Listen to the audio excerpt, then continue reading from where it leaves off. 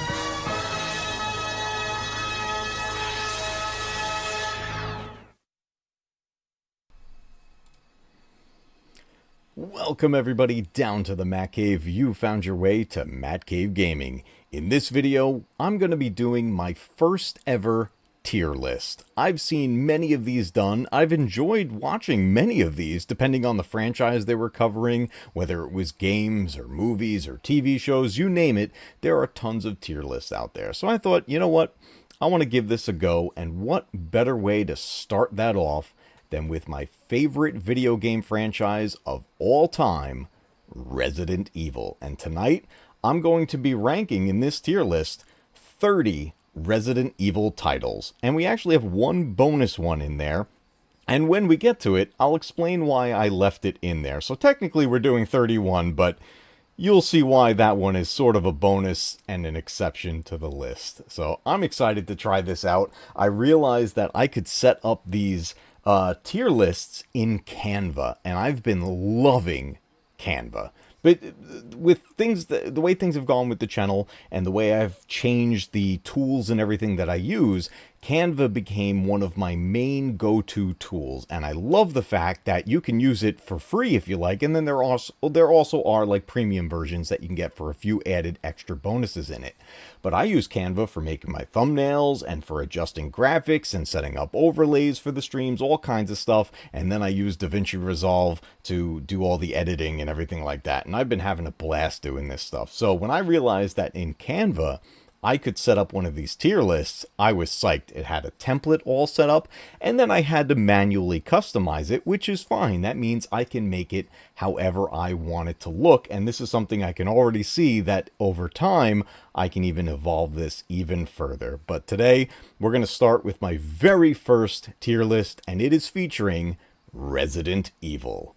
Now, let's see, before we get into this tier list, I want to say hello to everybody in chat here. I am psyched for this one. This is going to be a lot of fun. Ted, what's up, dude? Alan is here. Nightbot, thanks for showing up, Nightbot. I appreciate you doing your job. It's awesome. Vanishing Golem Cage Fanatic is here. Jeff, what's going on, dude? Bacon Pancakes, welcome, everybody. Jeff says, let the Resident Evil good times roll. Looking forward to this. Yeah, this is going to be fun. And it's, you know, I said it earlier in chat. Is it weird that I'm actually a little nervous about this one? I don't know why. I don't know why. I mean, I guess, you know, it's putting out, you know, personal opinions out there to a very popular franchise. So, obviously, my opinions on it are not going to align with everyone else. So, there is certainly a lot of room in this for critique, some a little bit of maybe pushback in some of it, some constructive feedback. Who knows? You name it. Hey, maybe my choices align with yours perfectly. Who knows? But we've got a lot of titles to go through, and it'll be interesting to see how the conversation goes in the live chat here in the live stream. And I'm also really curious to see how the conversation continues down in the comments when this becomes a replay and then I edit it into a standalone video. So there's a lot of room for conversation about this franchise, and I'm psyched for this one, guys. I can't wait. Before we jump over to the tier list, I just want to bring your attention to our new merch that is available now. The links are down in the description and also on the main homepage of the channel, where you can actually see the preview of the merch store now, and I love it. And one of my favorite ones, I'm wearing it today. It's not game over until I run out of quarters. I love this one. This is one of my favorite ones that I made on there. Got a couple other ones here, gaming in the 90s, and I brought back the retro icon, and it's on a bunch of different products, not just t-shirts, and there are more products to come in the merch store. It's a great way to help support the channel, and if you want to use some if you want to help support and show off some of the new merch, go for it. Share out the channel, share out the merch store. It's going to be fun. We're going to have a good time with it. Welcome to debate night. Yeah, see, that's honestly, that's one of the best things too. It's like, things like this spark great conversation and great debate. So I think with a franchise like Resident Evil, there's going to be all kinds of opinions about these titles. And ones that you would think everyone would agree on, it's very possible we may disagree heavily. So what I'm going to do with this tier list is the way I'm ranking these. And when we bring up the screen, it's going to look very familiar to other tier lists you've seen on other videos and stuff like that. But what I'm going to base this on is my ranking level will go based on how much I personally enjoyed that game, and also kind of going into it, not so much the gameplay of it, but the replayability, I guess I would say. How often do I come back to that particular title? So those are the two main aspects that I'm going to be ranking these on. How much did I enjoy the game, and how often do I come back to that game?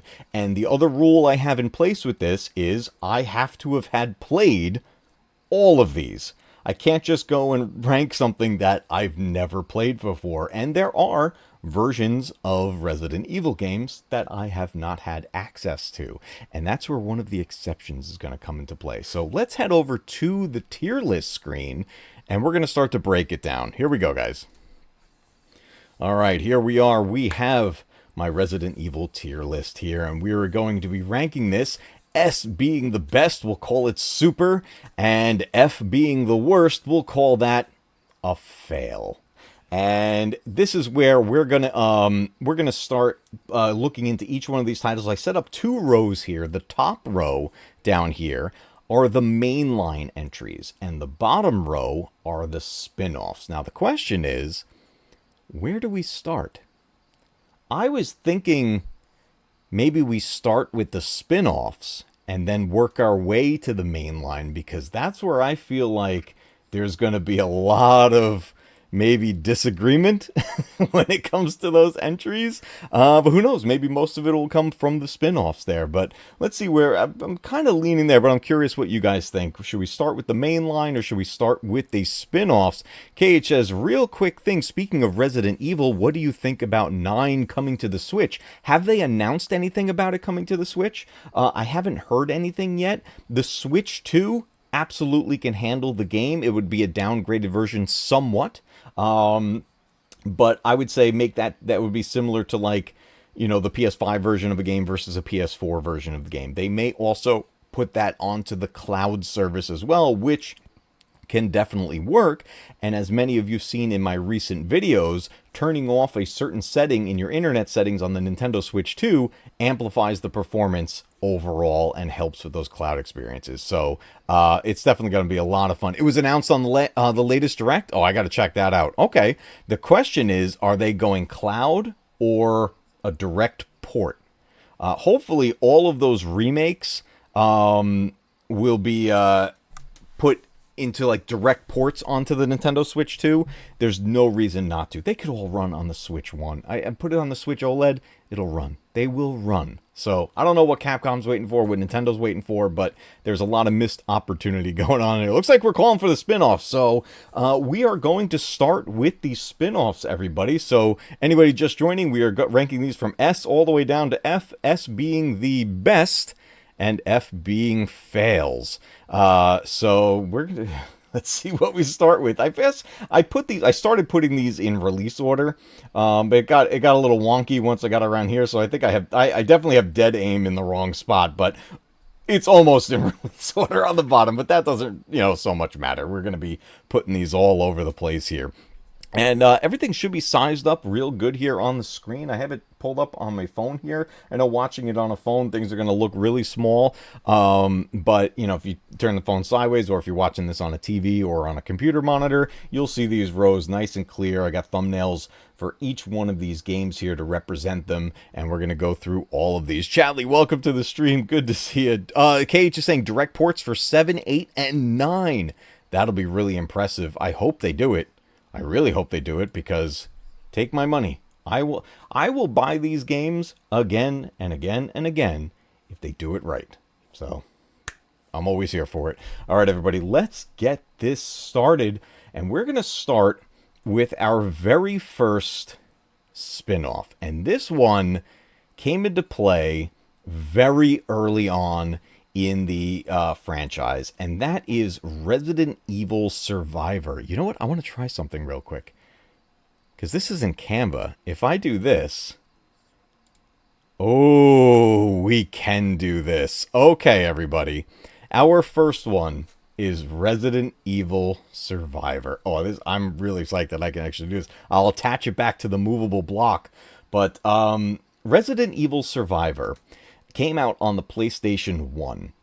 And this came out shortly after the release of Resident Evil 3, I believe. I believe this came out after Nemesis. I could be wrong about that, but I'm pretty sure it was after Nemesis.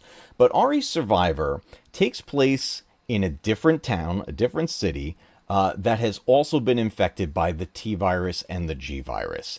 And it's all new characters, and it's widely considered one of the worst entries in the Resident Evil franchise. If you thought the voice acting was bad in the original Resident Evil, go ahead and listen to some of the dialogue in Resident Evil Survivor, and this one takes the cake. The other big thing about this game is that many people think the first time Resident Evil went first person was RE7. It turns out it was this one, back on the PS1. This is a first-person game, and you're utilizing a D-pad on the PS1 controller and trying to work your way through a survival horror game in first person. And you have very limited inventory, and you have an interesting combat style where you have to stop, and when you aim, now you're moving a target around the screen to try to shoot the zombies. The good thing about it is these enemies in the game do have weak points, especially when it comes to headshots. So if you get really good at aiming in the game, you can nail those headshots and do really well in the game. So it gets pretty exciting if you get good at it. This game was supposed to feature the light gun support. In North America, that never happened. You were always stuck with the controller.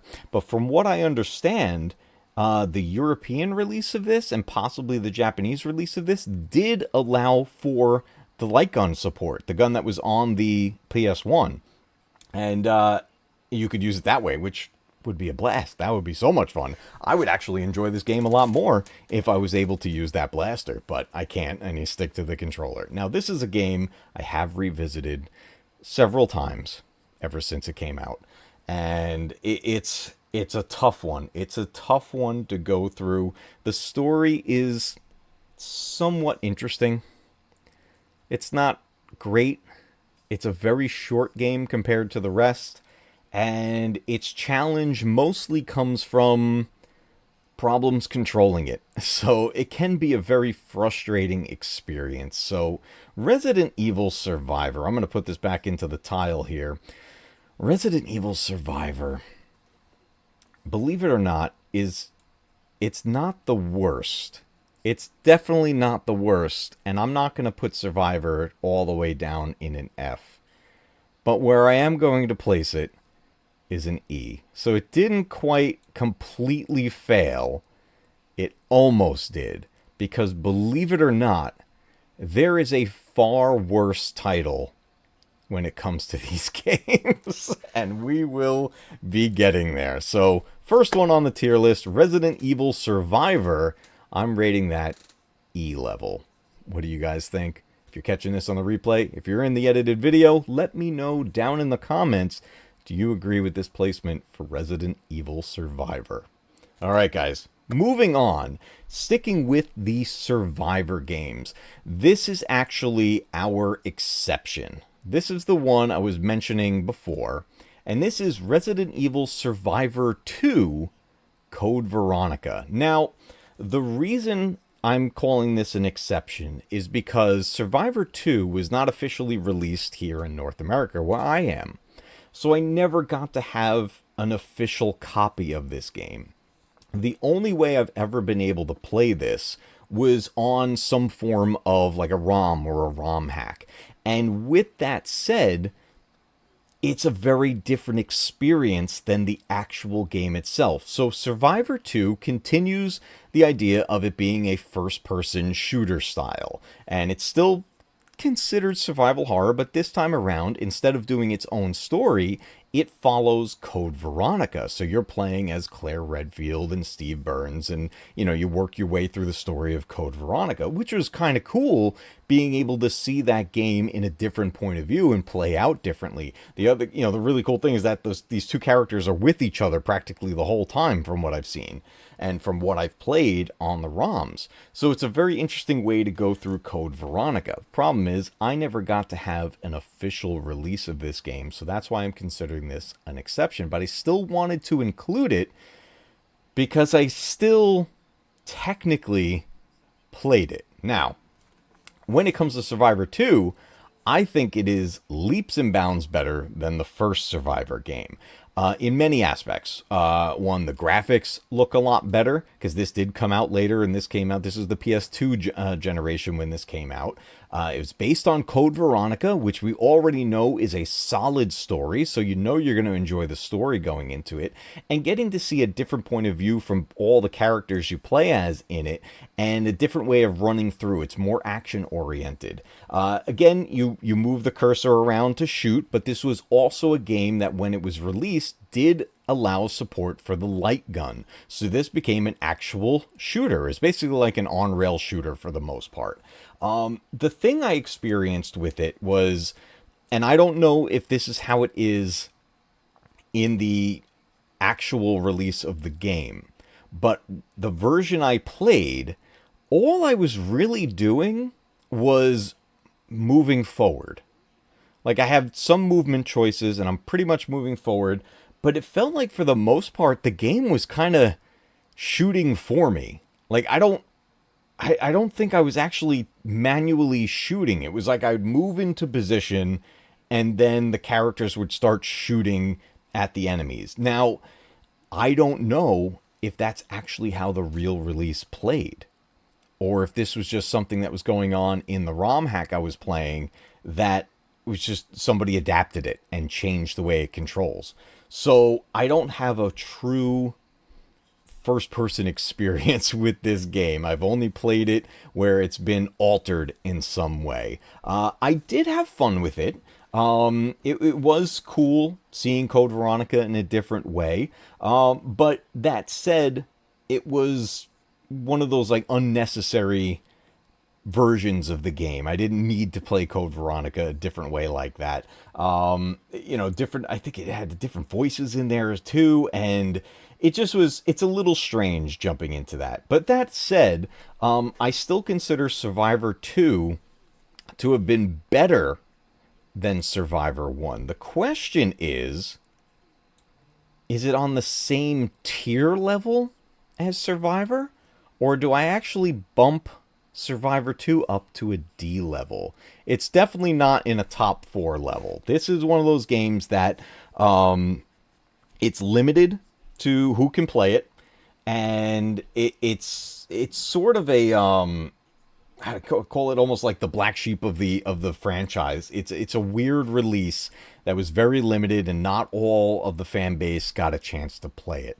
And being that I want to rate these on how much I can replay these games, well, it's very limited with this one. So that's really, really tricky. So I kind of feel like it loses points with that. And that said, I don't think I want to put this above Survivor. I'm kind of thinking it's same tier level. Like the two Survivor games go together, and even though they're a bit of a different experience overall, I think my overall experience with it is kind of on the same baseline. It's like I'll only come back to these sometimes.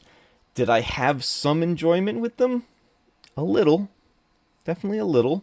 It has the aspect of it's still Resident Evil, so I'm always going to find some form of enjoyment with that. But again, it is not the worst in the series, in my opinion.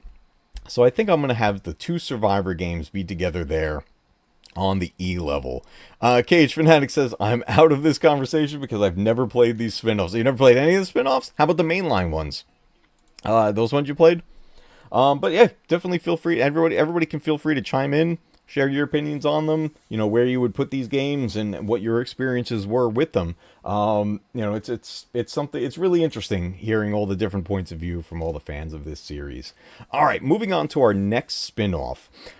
This one is another interesting game, and this is one that I have played multiple times, and I am still to this day trying to get a legit official copy of it into my collection. This one has been tough to get, and that is Resident Evil Gaiden on the Game Boy Color. This game has kind of a mixed response from fans. Now, it is a Game Boy game, so graphics-wise and gameplay-wise, it's going to be very limited.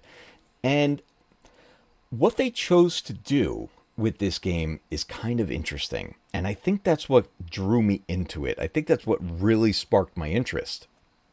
When I first saw glimpses of this game, I see it like kind of looks like a top-down view. And you get to play as Leon. Barry is in this game as well. And the story is pretty interesting. But how do you play a Resident Evil game on the Game Boy? Especially the earlier Game Boys. This is the Game Boy Color, but still the same graphic level as the regular Game Boy. They just added some colors to it. What they did with it was, as you move around this top-down view, this bird's eye view, as you're on this like ship, and you're looking for, I believe it was this kidnapped girl, if I remember correctly. I'm trying to remember who they were looking for, but it's a story about Leon and Barry. And what they ended up doing for the combat was, as you encounter a zombie or a monster, it switches to a first-person view, and you see the monster basically coming towards you, and you know the animation changes a little bit, and the monster is slowly approaching, and there's a meter going back and forth on the bottom of the screen, and there's a target on that meter, and as that slider is going, you want to try to hit the shoot button as you hit that point, like right, it's usually like right in the middle, and it moves at varying speeds, and the whole thing is a timing game. It's all about timing. So the slider's going back and forth, and you want to time it to hit that target to land your shot on the monster. Hit the target enough times and accurately hit the monster, and you win the battle. If you miss too many times, not only are you running out of ammunition, that monster's going to get you, and you are dead. So it has a whole different aspect to the idea of survival horror, and it puts an interesting spin on the way you play Resident Evil. Now, this was one that I overall enjoyed this game. A lot of people did not, and I can understand why. It's a strange departure from the normal that we know in the world of Resident Evil, but I still really, really enjoyed this one. Steve, what's up? Good to see you, dude. I'm just gonna grab a sip of water here.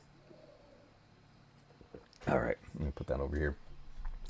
I still overall enjoyed it. And it's a game that I would like to revisit more often, but getting a copy of this game, or I should say getting a legit copy of this game, is very difficult. And when you find them, they are wildly expensive, especially if you find it complete in box. Oh my God, you got to be willing to drop a pretty penny on that one. And I am not quite prepared to do that. So this one is tricky to get. I want to get it back into I want to get it into my collection officially. I have played it on emulation every single time I've played it, but I played it and I really enjoyed it. And what I really want to do is to be able to play it literally on my Game Boy. That's what I want to be able to do.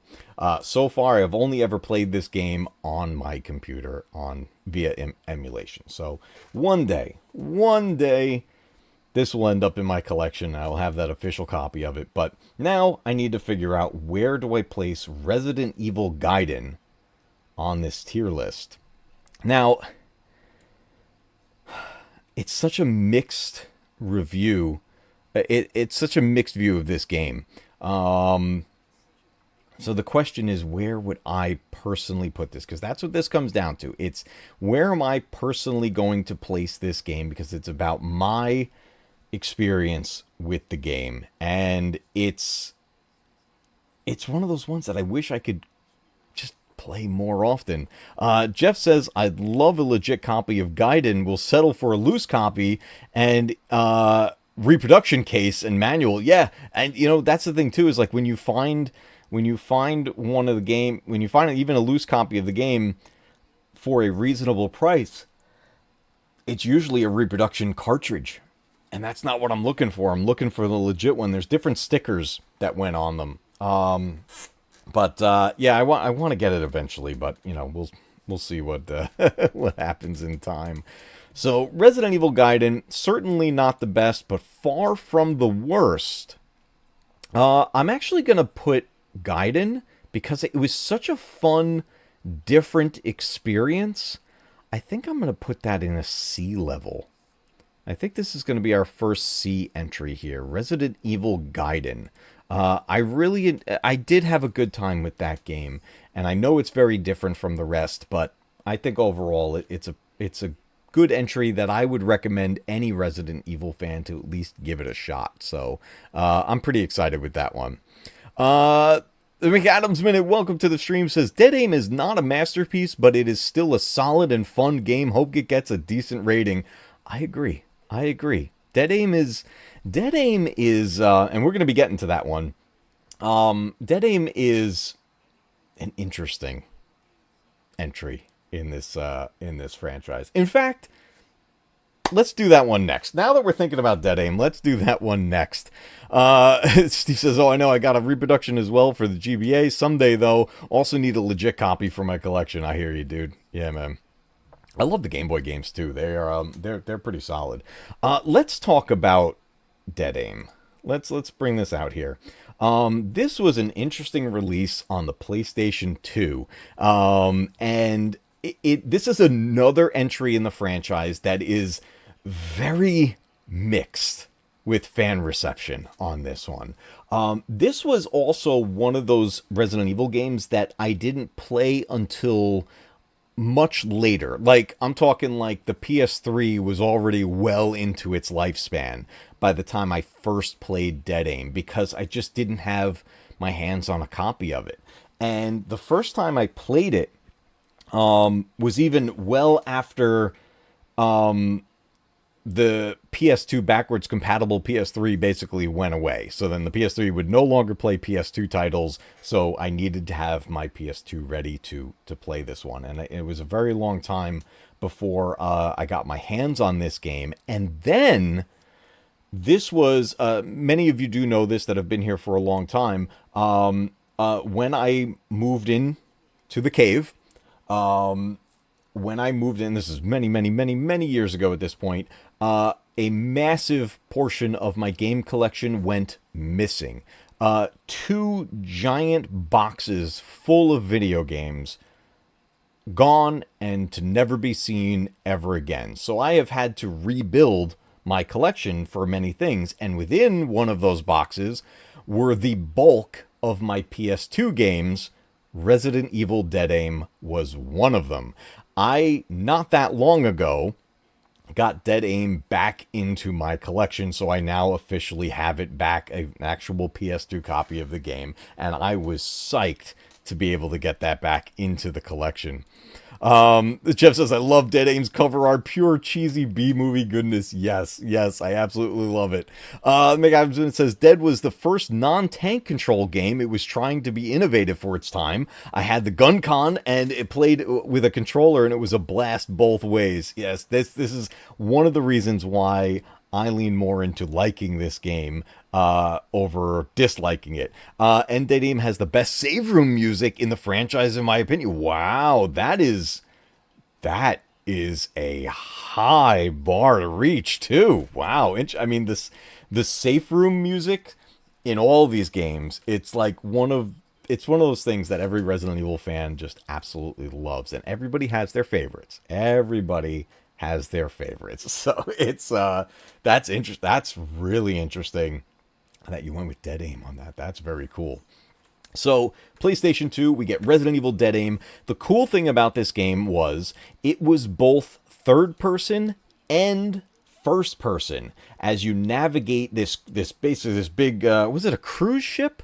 I'm trying to remember, was it a cruise ship or was it some sort of, it wasn't a military ship, it was a cruise ship, wasn't it?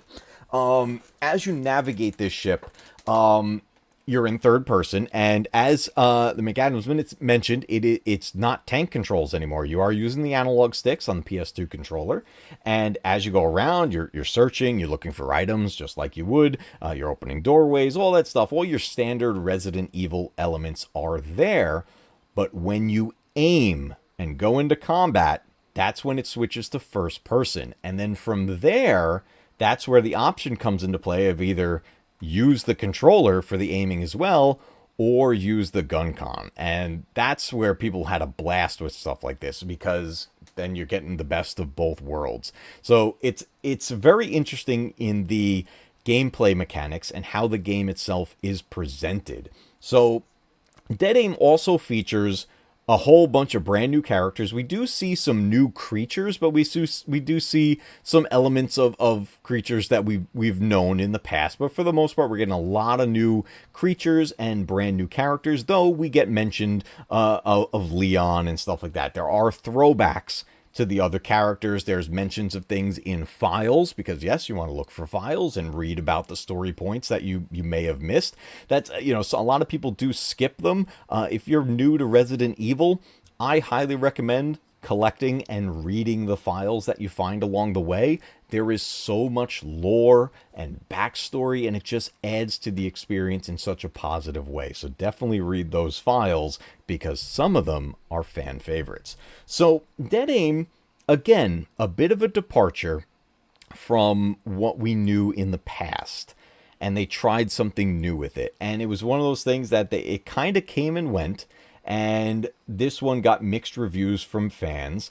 This is one, though, that overall, every time I sit down to play Dead Aim, I have a good time.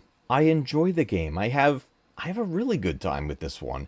It is a little tricky to get used to. You are going back and forth between third person and first person, but once you get the feel for it, you find a surprising level of comfort with it, right? It's like many games. It just takes a little bit of playing for a little while, and then you're just in the zone. And then you know what the game wants you to do, and you're working your way through. It does have a bit of difficulty spikes at points, but it's nothing impossible. You could definitely run through this game in a decent amount of time. It is one of the shorter games in the entries, and with it being a PlayStation 2 release, it had more enhanced graphics versus the ones that came before it. So this is one that I think it gets overlooked a lot in the Resident Evil community.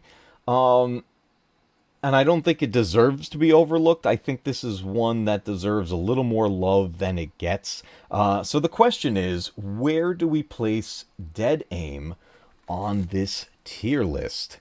Now, I do appreciate what it was trying to do. And I think that it overall, I think Dead Aim did accomplish for the most part what they set out to do. Not the best story in the franchise, but still an interesting one. It gets a little strange at times, but it's an interesting story altogether, and also an interesting gameplay experience. And with that said, and this is with me also keeping some other titles in mind. I would say Dead Aim is actually, for me, it's a mid-tier experience. So I'm going to place Dead Aim with Gaiden. Very different experiences, but that's not really what it's about. It's not about the same type of gameplay. It's really just about my personal experience with the game, and how often do I come back to it, and did I enjoy it each time that I play it. Now, as we go through this, I may adjust some here and there. I was considering placing Dead Aim at B, but I feel like Dead Aim is it's riding right down the middle, and that's not a bad thing. I think it's a positive experience overall. So I think I'm going to leave it at C for now. We may revisit that, but let's see where we go with the rest of these. You said it's a perfectly fair rating. Awesome. Yeah, we may revisit it, but it's I think I'm pretty comfortable with that being in our mid-tier, a C level experience. All right, moving on with our spin-offs. I bulk this into one choice, but it's two games. The next ones I want to talk about here are Resident Evil Outbreak and Outbreak File 2. I'm considering it one. I didn't split it. Reason being is that File 2, it's like it's a full continuation. Like I consider both Outbreak games to be kind of one big experience.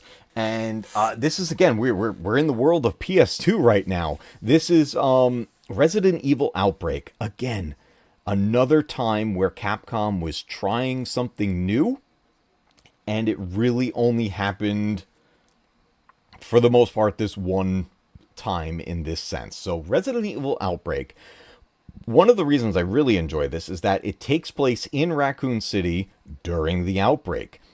And it's happening at the same time as the events of Resident Evil 2 and 3. Raccoon City is being infested by zombies and monsters. The T-Virus, the G-Virus, everything is happening. The city is just like imploding on itself. And in this game, you don't play as any of our main characters that we've played as before. You're playing as these, what feel like just to be random citizens of Raccoon City. One of them happens to be a STARS officer. One of them is a reporter who we will be revisiting really soon in Resident Evil 9 RE Requiem. And then there's multiple other characters. Everybody has, a different job you hear about. There's I forget the character's name, but she actually worked for Umbrella, or was let go from Umbrella. I'm trying to remember. Was she let go from Umbrella? She worked for Umbrella at some point. But there's a whole bunch of ties into the Umbrella Corporation in this one. And it's set up in the style of the original 3 games. So it's tank controls. There's a little more camera movement in it. So it feels very similar to Code Veronica in the way the camera moves with the character a little bit, but eventually it switches over to another static cam and different points of view. Now, this game was multiplayer. And what this did was it utilized the PlayStation 2's ability to go online if you had the Ethernet adapter attached, which I did. So I had the Ethernet adapter on my PS2, and I could go online and team up with multiple players playing as all the different characters, and we would try to get through this game together. Here was the kicker. There was no voice chat. Every character had an emote of some sort. You could emote, and that was your way of communicating with your team. And it would be things like, look over here, or pick this up, or help, or something like that.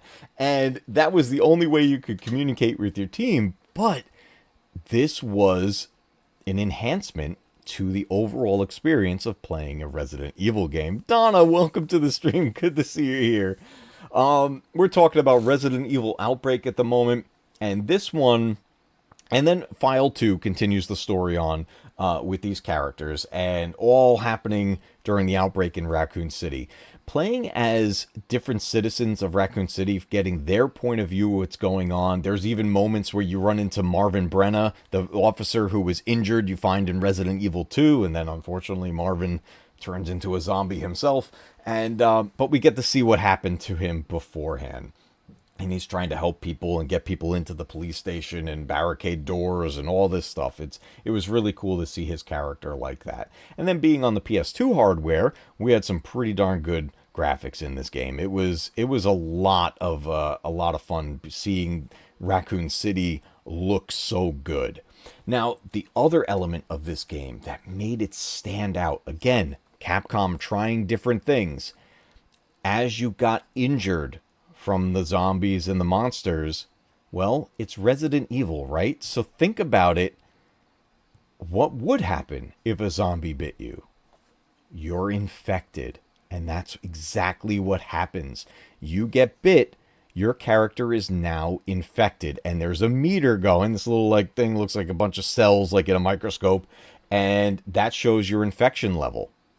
And if it gets too high, eventually your character will turn. And then that was one of the most amazing things I had ever seen in any Resident Evil game. Not only does your character turn, but it's not game over. You're still controlling that character. And now your character is a zombie that you are controlling. And for a limited amount of time, you can go after your former teammates. And holy moly, that created mayhem. Now, thinking about it, and please correct me if I'm wrong, I don't think any other game did that. Ever. And I would love for that to come back in some form. And now, maybe they did this in some of the other spin-offs coming up, the much later ones, but I only played a little bit of those because, well, they're gone now, and we'll get to that and we'll talk about them. But the fact that you could actually get infected and then play as the zombie was awesome. In Resident Evil 6, there's a mode where you can be the monsters, but that's different. That wasn't like you getting infected. This was totally different. So Resident Evil Outbreak, both of those games brought a whole new level to the survival horror elements to it. And having it be multiplayer, you're now there with friends and you're meeting people, or at least trying to. You're only emoting. You can't voice chat with them. But I have heard that there are fan-run servers these days where you can get the PS2 emulators and get the ROM of Resident Evil Outbreak. And on those servers, there is voice chat. I haven't done it. I haven't set any of that up. But perhaps one day I will set that up to try it out, because there are people literally right now as we speak playing Resident Evil Outbreak with each other. And that's pretty awesome to see the game still alive to this day. So the question is, where do I place Outbreak? Now, the game has its flaws. It's a little wonky. It's a little stiff at times with the controls. It can be very tough to get through, but it's very doable. There are major difficulty spikes in it. And if you are playing multiplayer, some of those difficulty spikes are lessened, but for the most part, I played this solo, and it can get pretty tough.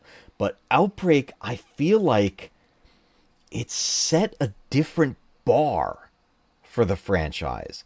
And that's a bar that fans have been screaming for to come back. And Capcom seems to not be hearing these cries. And if they are hearing those cries, they're ignoring them. Fans have been calling for an Outbreak remake or a remaster or something for literally decades at this point. and we don't have it, and I don't know if we ever will. There were little tests that happened not that long ago with Resident Evil 8 when that came out, and it failed. But I think Outbreak and Outbreak File 2 set a bar that fans want to see reached again and then surpassed. And with that being said, I'm going to place Outbreak at a level A. We're going to tier level A for this is going to be Outbreak and Outbreak File 2. I combined it because I consider those two games one big experience. So that's in there. So Outbreak and Outbreak 2, tier level A. That's what I'm going with. What do you guys think? Let me know down in the comments. What do you think about the placement of Resident Evil Outbreak? What are your memories of that game? Did you enjoy it? Is this something you would like to see come back in the world of Resident Evil? All right, here we go. Just says here, here's hoping the Outbreak comes back in some form after RE9. I hope so. And you know what? With RE9 having such direct connection to Outbreak, maybe we're finally going to see it. We might be getting there. Donna and Alan both calling for level A. That is awesome. Let's go. All right. So it's looking like I put that in the right spot here. So I love that game. I don't play it nearly as often as I should, but it's also a very different experience with playing that game. So I gotta be in the right mood for it. All right, moving on with our spin-offs. I'm going to move on to the Umbrella Chronicles. Now, this was a game. Now, there are two of these games, but I have them separated. Unlike Outbreak, where I combined them, I do have these separated because I do feel one is better than the other. Resident Evil The Umbrella Chronicles. This came out on the Nintendo Wii and also on the PlayStation 3. Both versions utilizing the motion controllers. So the Wii had the Wiimotes and the PlayStation 3 had their PlayStation Move controllers. It was those weird like stick controllers and had the light up orb on the top of it. So you got to use motion controllers, and each one of those systems have adapters. You put the controller in it, you turn it basically into a blaster. And you know what? That's exactly what they wanted you to do with these games, because Resident Evil The Umbrella Chronicles is an on-rail shooter in an arcade style.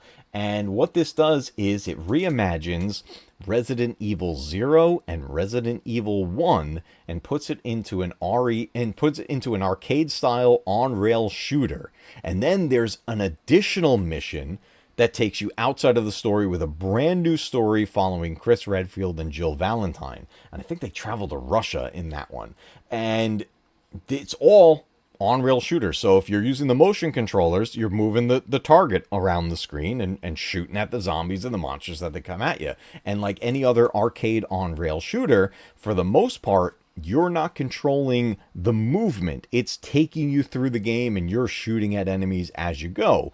Every once in a while, you get a choice to choose a direction, left or right, and then that'll kind of take you off in a little bit of a different path. But for the most part, you're in a controlled path as you go through these. The really cool part about it is multiplayer. So teaming up with a partner, if you're playing Resident Evil 0 in Umbrella Chronicles, you're playing as both Rebecca and Billy at the same time. It even has the classic boss battles from those games, and it breaks up these games into little episodes. So you're working your way through, getting extra points, finding hidden items all over the place. Like you could shoot the chandeliers and stuff and find hidden files, unlocking high scores, which then unlocks more powerful weapons.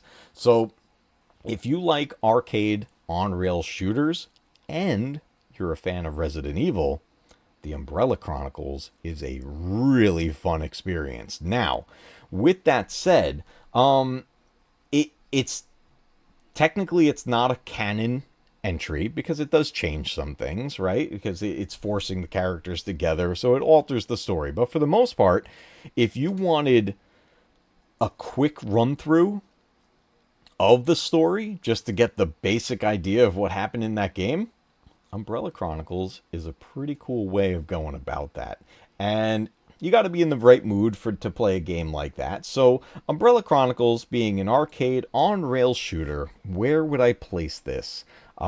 This particular one This was a game I do revisit fairly often, and I enjoy it every single time. I play it multiplayer with my son now. We've gone through it and beaten it, and I have save files for this on the Wii where I got so many things unlocked. I got save files the same way on the PS3 with tons of stuff unlocked, so you can go in and have, infinite ammo and all that stuff, and it's a lot of fun. A very different experience from the overall normal experience of Resident Evil, but still a very fun game. Now, this particular one, I come back to this very often, and I love on-rail shooters. In fact, one of my favorite on-rail shooters was in the same style. It was a Dead Space prequel that also came out on the Wii and the PS3, and it's in the very same style. So, Resident Evil Umbrella Chronicles, I'm actually going to give this a B tier rating. This is one I revisit very often. For the most part, I play it on the Wii because I normally have that system set up more often than I do the PS3. So, and dealing with the Wiimotes, I feel like is easier than the PlayStation Move controllers. So, Umbrella Chronicles, I'm putting that at B tier. I have a blast with that game, and it features a bunch of my favorite moments in Resident Evil 0 and Resident Evil 1. It's just a wild ride and so much fun to play multiplayer. Now, with that said, its sequel, Resident Evil The Dark Side Chronicles. This game is the follow-up to Umbrella Chronicles. And this one covers Resident Evil 2, Code Veronica, and then some additional moments that involve the character Krauser, who we meet in Resident Evil 4. Now, this one, Evil Empire Gaming, what's going on, dude? Thank you so much. I appreciate it very much. Thank you so much for being here.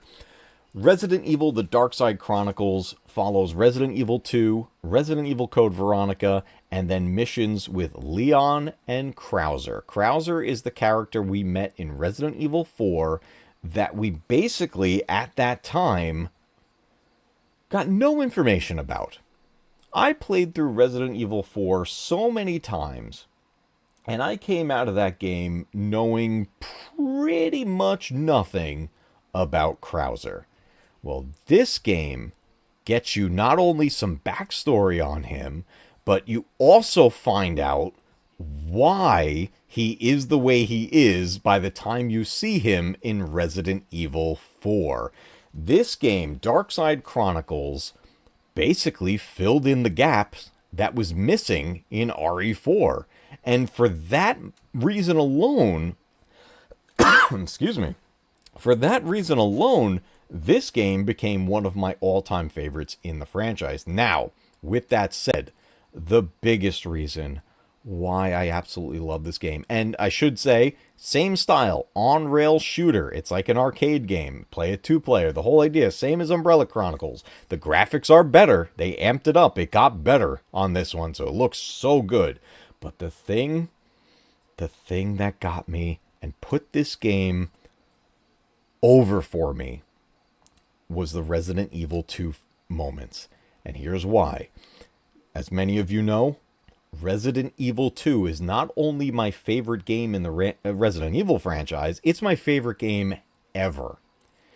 And Dark Side Chronicles is our first glimpse at what a remake of Resident Evil 2 could have been. That was too close. You were almost a JillSandwich. Yes, thank you, Ted, for using the sound effects. Let me make sure that it is working. Awesome. That was perfect timing. This game showed us it pretty much is. It pretty much is a remake of Resident Evil 2. And that blew me away. I know it was a completely different style. It's a first-person on-rail shooter. But the graphics were amped up and the characters were together. Claire and Leon going through the RPD together. It was just it blew me away. I could, and like the Code Veronica section is fantastic too. It's you know, a different voice actor for Steve Burns also, so he's not as whiny. It's which is a plus. But getting that first glimpse, I was like, oh my god, this is what it could be. This is what we could get. This is what RE2 could potentially look like. And it wouldn't be until years and years later that we actually got an RE2 remake. But this was our first real glimpse at it. You get little moments in Outbreak of familiar spots from RE2, but it wasn't on this level. This level was a whole other game. This was game changer. So Resident Evil Dark Side Chronicles, where do we put this on the list? Well, let me get it back onto the token here. Okay, here we go. Dark Side Chronicles, I'm actually going to put this above Umbrella Chronicles. I think it amped it up, and I think Dark Side Chronicles deserves an A tier. When it comes to spin-offs, I think Dark Side Chronicles earns a really high spot on this list. I wouldn't say it's perfect. I'm so sorry, I keep like choking a little bit. I wouldn't say it's a perfect game, but man, is it fun. And if you're in the mood for an arcade-style shooter, and you're a fan of Resident Evil, I highly recommend Dark Side Chronicles. It's great, and it features some of my favorite story moments in the whole thing. So, Dark Side Chronicles gets an A tier. This is, I think that's a pretty comfortable spot for that. All right, we are working our way through the spin-offs here. Our next spin-off is, this is a quick one. Resident Evil The Mercenaries 3D on the Nintendo 3DS. This game is pretty much what it says it is. It's the Mercenaries mode. Specifically, the Mercenaries mode that we got in Resident Evil 5, except this has a bit of enhancements. There's a little bit more to it. So, you know, it's not a direct copy of what you played in RE5. There's a little more to it. And then being on the 3DS, they utilize the ability to play it in 3D. But for the most part, this is basically just like almost an arcade style action shooter. It's in third person. You're running around and there's waves of enemies and you're getting points and there's timers to going through and there's enhancements you get along the way. And you're basically just trying to clear the area as fast and efficiently as you can. So there's really nothing too crazy about this game.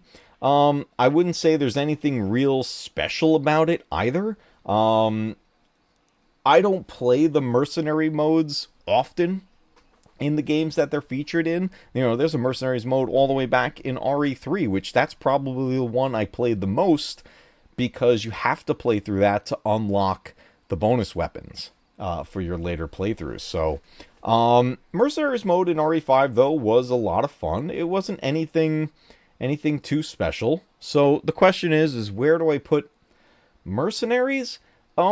Me personally, it's not one of my go-to things. I think it's fun, especially being a handheld thing on the 3DS. It is a fun experience, but it's nothing special to me, and it's not anything I come back to often. But I wouldn't put this as low as Survivor. So I think this is going to be our first D-ranked game here. Not that I have really anything against Mercenaries 3D. I just don't have a whole lot of love for that game. Like, it's not one that I seek out to play often. So that's going to be our first D level ranking. Now, our next spin-off is another heavily mixed experience with the fans. Operation Raccoon City. I have this game on the PlayStation 3 and on Steam. And playing on the PC is my favorite way to play it. Just because, you know, higher frame rate, better graphics. But it is a good playthrough on the PS3. And I believe it was on the Xbox 360 also. I could be wrong about that. I don't know. I'm pretty sure it was on the Xbox 360. But I have it on the PS3 and the PC. Operation Raccoon City is about as spin-off gets. It's pretty much a what-if scenario, because this game heavily alters certain moments in the canon story. And that's one of the big reasons why a lot of people do not like this game. Other reasons people don't like this game is that gameplay elements and how it plays, it's not their, like, I don't know, what's the phrase? Not their cup of tea for, this style of games. But Operation Raccoon City, you actually play as an elite group that works for Umbrella.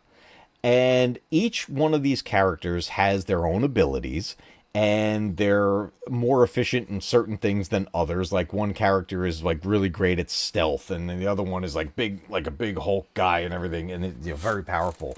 You play the game in third person. It's a run and gun shooter, and then there's some melee combat in there. But imagine Resident Evil got mixed with something like Call of Duty, like it's a very action oriented. And the story is this group hired by Umbrella is going through the city to basically be the cleanup crew. Now, at the same time, the events of RE2 and RE3 are happening. So they eventually run into moments from the other games, and that's where things get changed.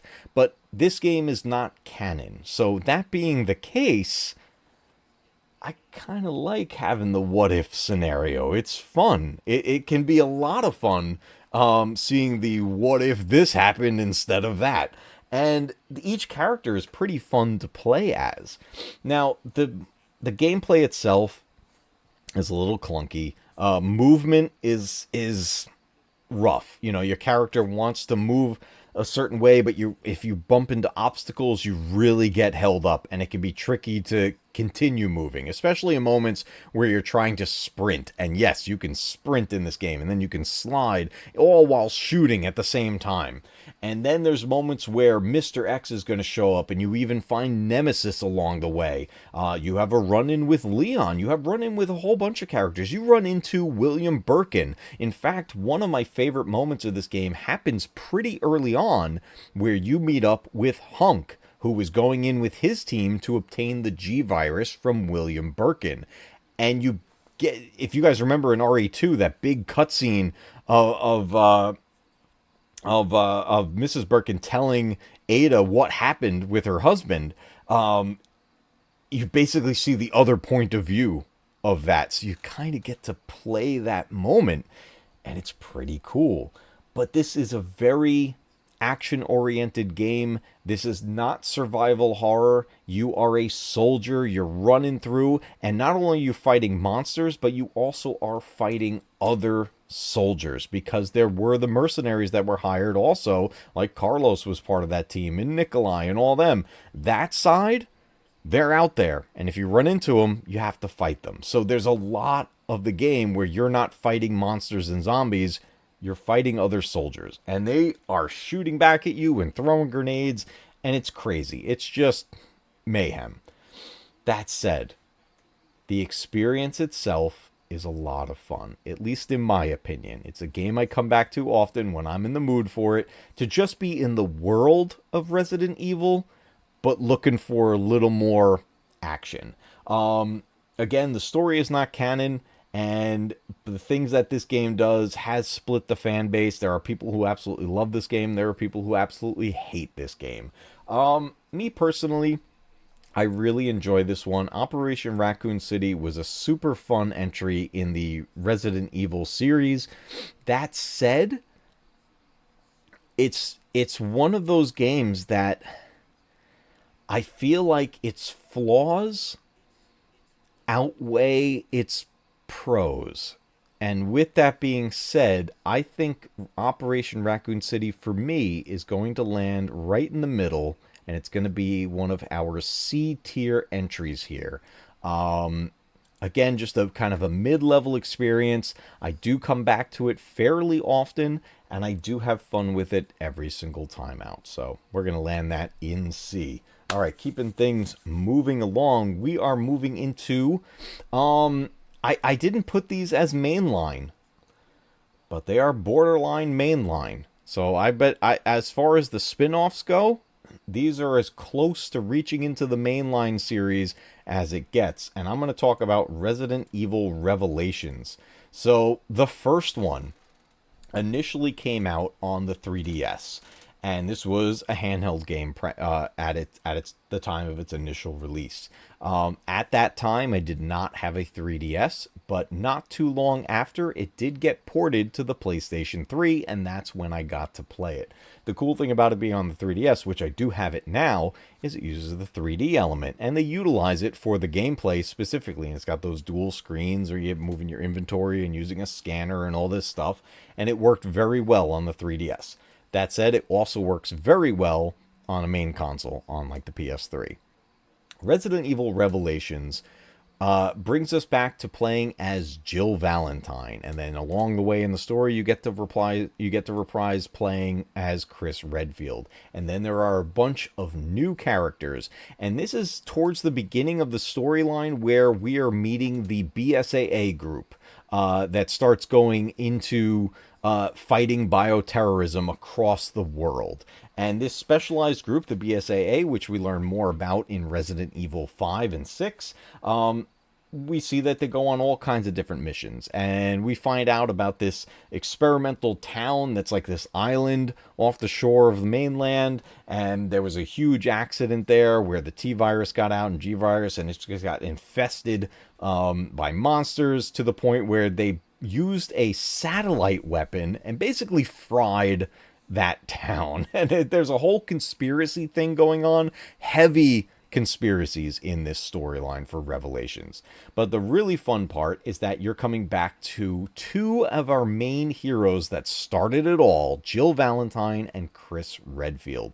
And then the new characters we meet along the way are actually really well done characters. They're pretty fun. There's even two characters that they're kind of the comic relief a little bit in it, so it gets a little silly at a point, but it's not too bad. It doesn't pull you out of it too far. The cool thing is that this fills in the gap of the timeline between RE4 and RE5. So this takes place between those two games, and then after you play Revelations, it's fun to jump right into RE5. And it's a whole side story. It's not really about Umbrella. Like, you're getting a lot more information about these competing companies that are similar to Umbrella, and they want what Umbrella has and want to replicate things or do their own thing with it.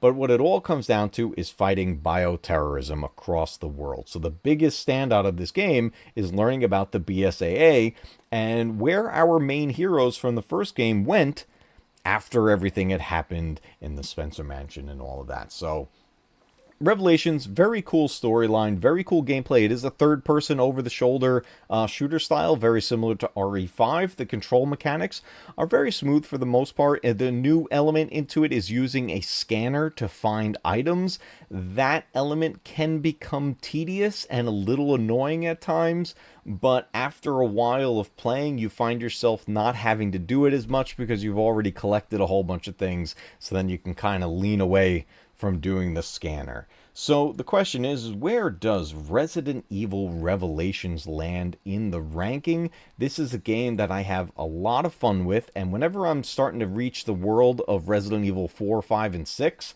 I like to throw the Revelation games in the mix in my replay. Revelations is a really solid game, whether you're playing it on the 3DS or on the PS3, or I think it was on the Xbox 360 as well. I think this game's a lot of fun, and I'm going to give this a B ranking here for Revelations. Now, its sequel, Revelations 2, this one, we veer away from the storyline that was in that first one, and we reprise playing as Claire Redfield, which is awesome. We also get to meet Barry Burton's daughter, and she is the alternate character to play as, and she's going alongside Claire. So you're playing as Claire and Barry's daughter. Then you get to later chapters, and you actually get to play as Barry Burton, which is amazing. The legendary Barry Burton, you actually get to play as him. And in his half of the story, things get really, for lack of a better term, supernatural. Things get very, very interesting in that one. It's a little weird, but the thing I liked a lot about Resident Evil Revelations 2 is that it brought in a new level of fear. They went for this game to be scary. Revelations was still a bit more action-oriented. Revelations 2 leaned into the horror. And the set pieces in this game, the environments that you're in, are dark, they're eerie, they're dangerous. The enemies in this game are very powerful. You have to conserve your ammo very well in this game. You're using instead of having a scanner in this one, you're using your flashlight to try to find items, and the light will shine on it and it will start to blink, and then you can go pick it up. So kind of keeping with the scanner element from the first one, except toning it down a bit, and now you're just using the flashlight. The other cool thing is that you can use the flashlight sort of as a weapon. You can stun enemies. Certain enemies, you can blind them with the flashlight because you could put it into like a high power mode. It just gives this burst of white light, and you could take them out. So Revelations 2, another really fun entry as a spin-off game. But where would I put this on the tier list? I do think Revelations 2 is better than the first Revelations. The question is, do I raise it above it in an A rank? I think I will. I think I'm going to give Revelations 2 an A rank. This one brought back the real feel of survival horror, and it legitimately had good scares in there. It was it was a solid good time there with the horror itself. I think the story was well written and the graphics are fantastic. The gameplay style is great. I think the movement of the characters works very well in it. Getting to play as Claire again is awesome, and then getting to play as Barry, that's just a lot of fun. That's a lot of fun. All right, we have 3 more spin-offs here, and then we're going to jump into the main line, the main line I think we'll push through fairly quick. But I really wanted to talk about these spin-offs in a bit of detail, because these are the ones that don't get talked about often. We all are very familiar with the mainline stuff, right? So this is the mainline we'll push through fairly quick. But these last 3, oh boy. Okay. Let's start with Resistance. We're going to start with Resident Evil Resistance. Now, oh boy, this game was an add-on. This one was the add-on to RE3 Remake, right? I always confuse it. Was Reverse RE3 or Resistance? I think Resistance was RE3 Remake, and then Reverse was with Village. This was an added game that you got with the remake, and it was a glimpse at almost Jeff says Resistance was indeed a game. That's all. Resistance was in many ways the closest we had gotten, at least we thought it was going to be, the closest we have gotten to a Outbreak style game. Sorry, I'm just adjusting my fan. This puts you in the role of, again, random citizens of Raccoon City, and you're in there in a multiplayer style, and you can now, this time, you can actually communicate with each other. When this got teased, the first thing I thought was, oh my god, they're actually doing this in Outbreak style. This is going to be incredible. And then it came out. And it is far, far from being Outbreak. Resistance basically took the idea of like what's like the gameplay styles where it's like a one versus a group type games, like that Friday the 13th game that came out not that long ago. There's the Predator game, Hunting Grounds is like that. It's basically like a 1v group like sort of deal. But the thing is, like, the one, you're in this like control center and you're basically the one setting up the traps in the area. You're sending out the monsters. You're basically the mastermind controlling this area, almost like a Saw movie. It's a very weird experience, and then each character has their benefits, has their strengths, has their weaknesses, and if you play in a group, you utilize all that together to try to work your way through, and there's items to find, and then you're eventually just trying to survive long enough and find the way out. Now, the idea on paper was kind of good, but in practice, this game, like, in my opinion, barely functioned. It was such a confusing mess at times. The characters, in my opinion, all kind of sucked. There's nothing memorable about them. The funnest part of the game is playing as, like, the mastermind, setting up the traps and stuff, but that gets stale really quick. And the game just, it didn't build a player base very much, like, at all, and it quickly died. And as at this time, Resistance is gone and will never come back. And this game, it Resistance was, I'd be lying if I said I didn't have any fun with it. At the start, I did have fun with it. And it seemed interesting, and I believe there were plans to, like, enhance it as it went. Like, it was supposed to grow, and then it just didn't. So, replayability really didn't come down to whether or not I wanted to play it anymore. It's just gone now. So, Resistance is one of those experiences that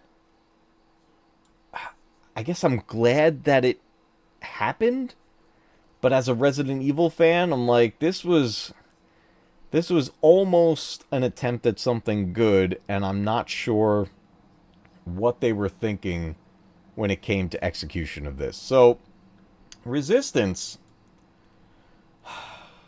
is this our first fail? There's one for sure that's going to be a fail, and I'm sure you guys can see which one it's going to be. But my question is, does Resistance deserve a fail? Or does it bump up to the same level with Survivor in an E? You know what? No. I know which one's going to get an E. Resistance is our first fail. This game, not only did it fail as being a fun game in the Resident Evil franchise, but it failed as just being a game, and it's gone now. And the fact that it was removed, I think, earns it the F. I think that earns it the fail. Now, in a similar case, everybody, a similar case, Reverse. Now, I played a lot of Reverse. And it's gone now, but it lasted a hell of a lot longer than Resistance did. Reverse is a multiplayer game again. It's an online arena style game, arena battle. So you get a small map, and each player, you pick your character. Each character has their, pros and cons. Certain characters use certain weapons. Some characters are faster than others. Some are stronger than others. And you pick your starting hero character. You also choose your monster starting point. And when you die, as let's say you're playing as Leon, and you get killed, you now spawn in as a monster. But depending on what upgrades you found along the way as your hero, you play as a different monster. You could end up playing as the molded from RE7, or you could even play as Jack Baker. But then you could also play as Nemesis. You could play as a whole bunch of different creatures. And they all have their different powers. And some are stronger than others. Some are faster than others. And you start going after the other players with your monster. Until eventually you're shot down. And then you spawn back in as your chosen hero. Now, Reverse was a lot more fun than Resistance. It was also a lot more functional. It had an interesting style to it. You could toggle this. It had sort of a strange animation outline to the characters, and it almost looked like they were going for like a cell shading style to it. So it definitely looks different. It's like it took the remake graphics, but then toned them down, but then added this bold outline on the characters, almost comic book style. Now, the reason for the tone down in the graphics was because this was an online-only game. And I guess they wanted it to run as smooth as possible. So they toned down the graphics. And then you're thrown into this arena. And it's just run and gun and survive as long as you can. You get weapon upgrades. You find ammo along the way. You could find herbs to heal. All this stuff. But it didn't expand very quickly. So the levels that you're playing became very stale quickly. So it was losing its replay value. And that's where I think a lot of people started to fall off the ball with Reverse.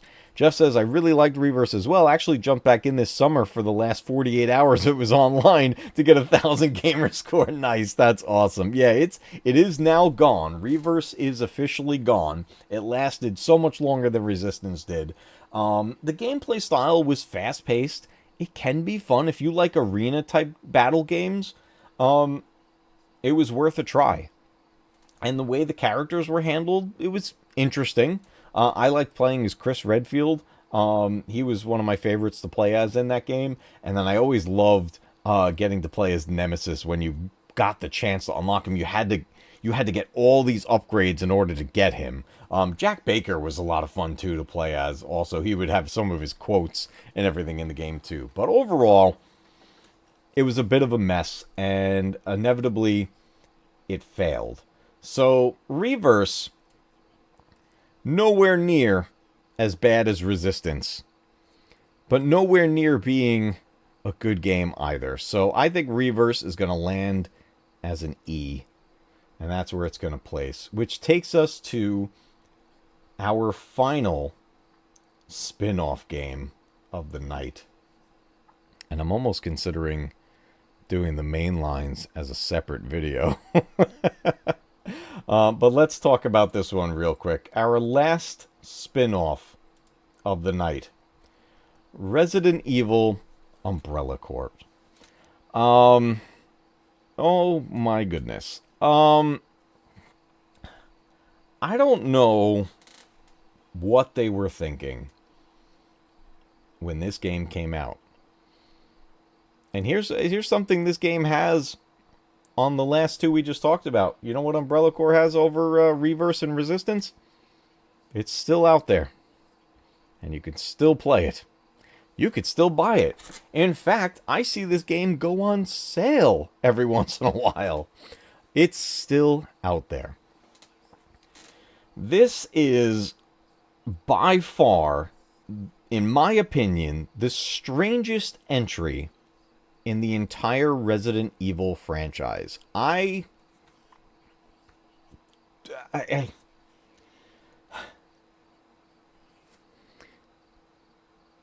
can I say about this?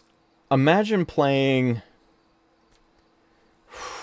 Rainbow Six Siege mixed with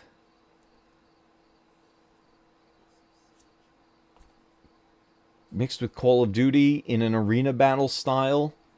Small map. Play as soldiers. Set your armor. Set your weapon. Set your melee weapon. And then going after the enemies. Not only the monsters, but the enemy players as well. Whether you're playing free-for-all or team squad or team-based. And going until the timer runs out or whoever wins whoever wins, by the end. It's an action shooter set, at least it's supposed to be set in the world of Resident Evil. They released multiple maps over time. Eventually, they added the village from Resident Evil 4, and it looked kind of cool. But let me tell you, the controls of this game are awful. It wants to move insanely fast at all times. And you could do all kinds of like slide moves, and you can crawl, you can sprint even faster than the normal run. And then the big weapon, you can see it on the picture there. The big weapon that they were promoting like crazy when this came out was that like hook blade that one guy in the back has on his arm. That was the big thing. It was like this big hook arced blade. And that was like that was your like go-to weapon in the game, which it turns out it actually is your go-to weapon. Forget the guns. Just go and hit with that blade. For the most part, on almost every enemy, it's a one-hit kill. It was just ridiculous. And players figured that out real fast. So it all came down to how quickly can you run up to another player and hit them. And that was it. It felt so unfair. And then every time you're fighting the monsters and you're gaining all these points and everything as you're killing the monsters, there was reasons to go after the zombies. But they were more like just obstacles in your way of getting to the opposing team. It was such a mess. And even the graphic style, like you're looking at it like a still frame of it, you're like, oh, it looks kind of cool. In motion, for me, it looked incredibly sloppy. Jeff says, I saw a physical copy of Umbrella Corps this weekend, brand new for $104, at least 103.51 overpriced. Oh my god. Brand new, factory sealed, over $100 for Umbrella Corps. This game is a disgrace, in my opinion. And look, I'm sure there are people who like this game, because there are still people playing this game to this day. And for me, it did not land. It's not my style of a game, especially when it comes to Resident Evil. This was, in my opinion, a gigantic mess that they just slapped the Resident Evil label onto. And I bought it. I bought it because it was a new Resident Evil game coming out. And I feel like maybe it was just me. Maybe I wasn't paying attention enough. I almost feel like it was falsely advertised prior to release, because I thought, oh, I really liked Operation Raccoon City. I'm like, oh, this will be another game where you're playing from the point of view of Umbrella and going through some sort of a story and seeing Umbrella's point of view of how they're going to get through this mess, and maybe even take it into the later game stories after Raccoon City was destroyed. That's what I thought we were getting. And maybe that's probably on me. Maybe I didn't fully understand. Well, obviously, I didn't fully understand what I was actually getting myself into. And then the game released, and I was psyched. It was a brand new Resident Evil game. Bopped it on. And very, very, very quickly realized my mistake. And I tried. I gave this a go. I was like, maybe I just got to push a bit and see what this game wants me to do, and I'll figure it out, and then I'll enjoy it, and I'll find the story. There's no story. It's if there is, it's just hot garbage. I'm not a big fan of like the arena battle type stuff, mostly because I'm not good at them. I think for me they're too fast, and I can't keep track of what's going on, and I don't have a good time at that point. That's pretty much what this was. And it drove me crazy. And as soon as I realized my weapons were useless except for this blade, and I wasn't fast enough to get to anybody before they got to me, I couldn't deal with it anymore. And I even revisited this game after updates to see if it got better. and I feel like it actually got worse. I think, and another big problem with this game is that it's one of those games where I'm sure a bunch of cheaters got involved with it. So I think some of the game community kind of ruined it even further. But overall, Umbrella Corps is a gigantic waste of time in the franchise of Resident Evil. And for that, Umbrella Corps goes big time into the F tier.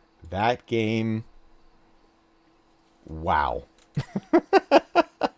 That is, It's just, it left such a bad taste in my mouth. That game was awful. It was absolutely awful. Yeah. All right, guys. That is our spin-offs from the Resident Evil franchise. And now we're going to move on to the main tier. Well, here's a question. Should we save the main tier for another stream, or do we just go for it? What are we thinking, guys? Do we want to keep going into the main titles? Or should we do a separate video on that one and unbox these together? As we got a bunch here to go through, but these are the ones we're going to be a lot more familiar with. Alan says go for it. Let's go for it. Here's what we're going to do. For the mainline titles, we're going to go in order. Not necessarily release order. We're going to go title order. So we're going to start with Resident Evil 0. And we're going to work our way through all the way to Village. And you can see on the screenshots, there are multiple versions of some of the same titles. And that's on purpose. So let's start with Resident Evil 0. This game came out on the Nintendo GameCube and later on was remastered and put onto modern consoles. But initially came out on the GameCube and was in the same style as the Resident Evil 1 remake. And this game is a prequel to the first game. And we follow Rebecca Chambers from Stars, and we meet a character who we only get to ever see or even hear about in this one game, and that is Billy Cohen. Billy Cohen is exclusive to Resident Evil 0. We never hear from him again.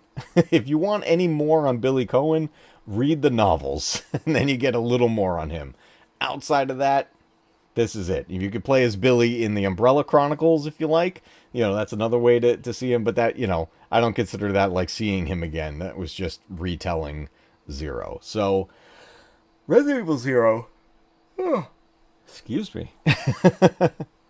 Resident Evil 0 is one of those mainline titles that does have the fandom a little split. There's some people who swear by this game and are like, this is one of the best ones ever. There's others that lean way in the other direction, and they're just like, that game is awful. I feel like I'm somewhere, I wouldn't say I'm in the middle, but I lean more towards really enjoying it. That said, Resident Evil 0 is one of those titles that I really gotta be in the mood to play that one, because this is another time where Capcom went to try something different. Now we have two characters, which is common in Resident Evil, play as one character or the other. The thing that happened in this one, though, was you're sort of playing as both at the same time, because they're running through the game, for the most part, together. And one of the mechanics they added to the game was being able to, in real time, switch back and forth to who you're controlling. And depending on what you're doing in the game, you guys the characters may separate. So you could have Rebecca on one part of the area and Billy way off on another part of the map. And they're doing that on purpose to solve a puzzle. One person has to do something over here, the other person has to do something over here to solve that one puzzle. And then you figure out how you're going to bring them back together and rejoin together and team up, which you definitely want to team up as much as you can because they do work together. Midnight, welcome to the stream. Yes, we are doing a live ranking here. We went through the spin-offs first, and we are just starting the mainline stories. So we didn't get to RE4 or 6 yet. We're working our way through, and we're going to go from 0 all the way to Village. Yes, Reverse was a flop that you were looking forward to. Yes, many of us were looking forward to it. And yes, that was definitely a flop. Now, Resident Evil Zero, fun fact, this game was originally supposed to come out on the Nintendo 64, but then was scrapped and waited until the release on the Nintendo GameCube. So timing wise and where they were in the development, it was decided, and I think this was the right decision, it was decided to wait and get that onto the GameCube, especially with the success of Resident Evil 1 Remake on there. It was phenomenal. So this is definitely one of those games that I think was released the right way. Jeff said, I heard another YouTuber's theory on Zero that Rebecca was alone throughout and that Billy was just her way of dealing with a severely traumatic event. He was a figment of her imagination. Oh my god. I've never heard that theory. That's awesome. I actually kind of like that. Man, could you imagine that ended up being canon? That's a really cool theory. I have to say, I like that a lot. I like that a lot. But Resident Evil Zero, with the new mechanic of going back and forth between the two characters, and you have to figure out when the right times are to do that, added to the survival horror elements to it. And sort of deciding, how am I going to play this? Which character is going to hold which items? And there are benefits to either. You know, Rebecca's a little bit faster, but she's a little bit weaker too. Billy's a little stronger, can take more of a hit. But it was deciding who you're going to play as at any given moment and where you're going to send them off in the game. The storyline adds a whole lot more to the lore and the backstory of what led to the incident in the Spencer Mansion.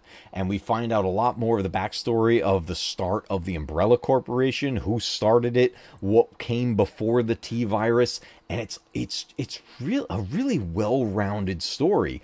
The game itself does take quite a while to play through because it's a bit more involved going back and forth with the characters. And I think that's one of the reasons I don't come back to it as often as I do to the others, because I can run through some of the other titles real quick, and this one takes a lot more time, so I gotta be in the mood for it. So with that said, Resident Evil Zero, the prequel to the series, where does this land on my Resident Evil tier list? Resident Evil Zero, I think it's a solid game, but in my personal experience, I don't come back to it a ton. I've beaten it many times, and I do overall enjoy it. What I really enjoy is reading the novel of it. I like that book a lot. The overall story, though, it's like when I do my replays of the franchise, I generally start with 1. And I don't always include 0. And it's just, I have to be in the right mood for it. And because of that, I would say it's above mid. I'm going to say Resident Evil 0 is going to land in our B tier. That's where I'm going to put Resident Evil 0 for my personal experience with the game. I think it's a very good game. I think it's worth playing for any Resident Evil fan. And to get that backstory is really cool. If playing it for nothing else other than getting the lore, go for it. It's a solid entry in the franchise and was a great title on the Nintendo GameCube. Do I think Capcom listens to theories? Maybe. I don't know. I don't know how much they, I never hear much about their how they interact with fans, but Capcom's one of those companies that I've known it since back in the 8-bit era, and they are one of my favorite game development companies, but they've had their ups and downs over the years. Jeff says, I thought it was kind of cool. The more I thought about it, the more I liked it, mostly because we never see or hear anything about Billy ever again. Yeah.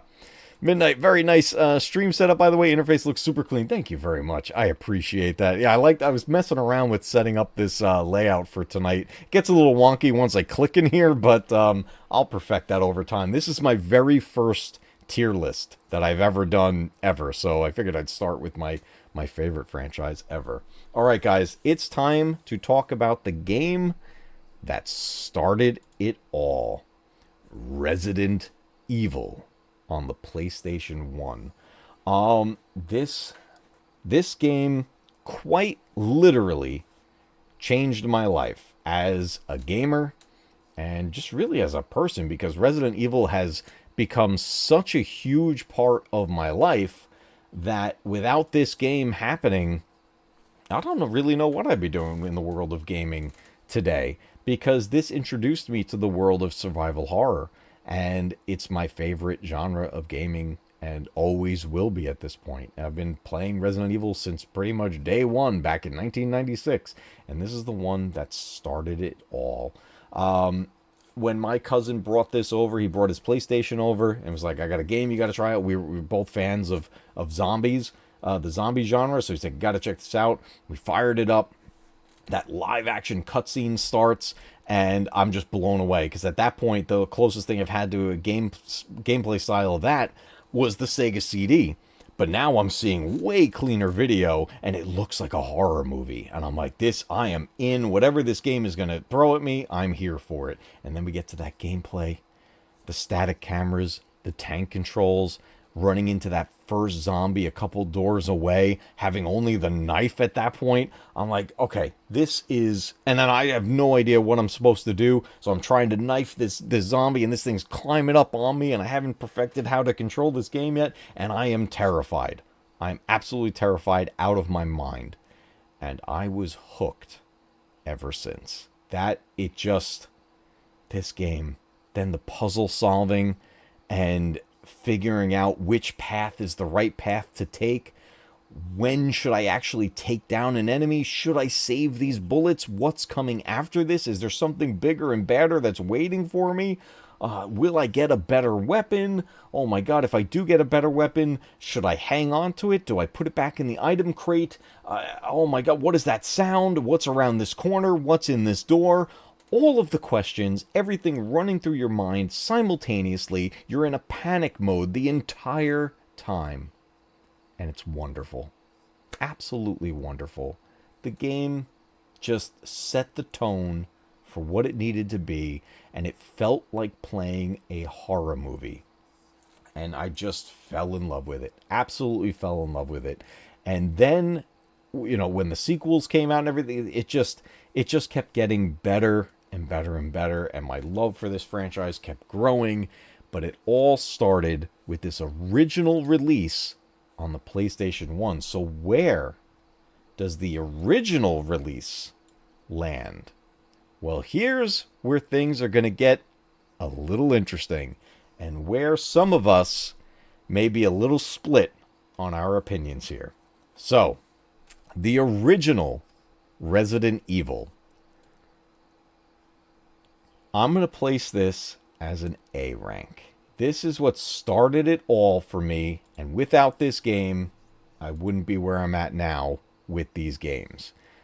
This was literally a life-changing experience, and I will be forever grateful to this original game.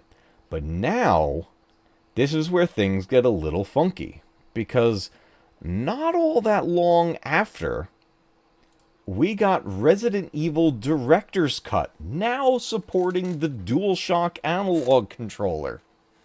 Now, I had to have that, because I did end up getting the DualShock controller. Here was the thing, though. It was still tank controls. I think some people thought maybe the controls would be different. It was just tank controls with an analog stick. So still to this day, even on the remake, I use the D-pad, everybody. I don't use the analog stick in these games. I use the D-pad, and I don't mind tank controls. I grew up with them, and I actually kind of like them. But Director's Cut came out, so it was more than just a difference, or at least a little bit of a difference to the controls. The game was actually changed in multiple ways. One of the ways was the soundtrack. Now, when it comes to the soundtrack of any of these games, I think that's one of the most important elements to it, because it sets a mood, it sets a tone, it can make you feel dread, it can make you feel safe, or it could give you the false sense of safety. And that soundtrack is key. The soundtrack in Director's Cut gets a little weird. And there are moments of the music getting so weird that it almost pulls you out of the experience. At least it did for me. Certain moments where I would expect a certain feeling or remembered a certain feeling going in there in the original release. And now there's like a weird, I don't even know how to describe it, music playing. So weird where you can't, I'll sit there and get the dog head tilt. Like, what are we doing? And it's really distracting at times. So when it comes to the music, I prefer the original release. I felt it was darker and scarier. Another thing they changed, and I think this is a positive change, they changed some of the camera angles in multiple areas. Now, depending on which mode you chose to play, because you could play original on this Director's Cut, it's still there as far as camera angles go. Or you could do the Director's Cut version where they have new camera angles. Some of those angles, I think, are actually better.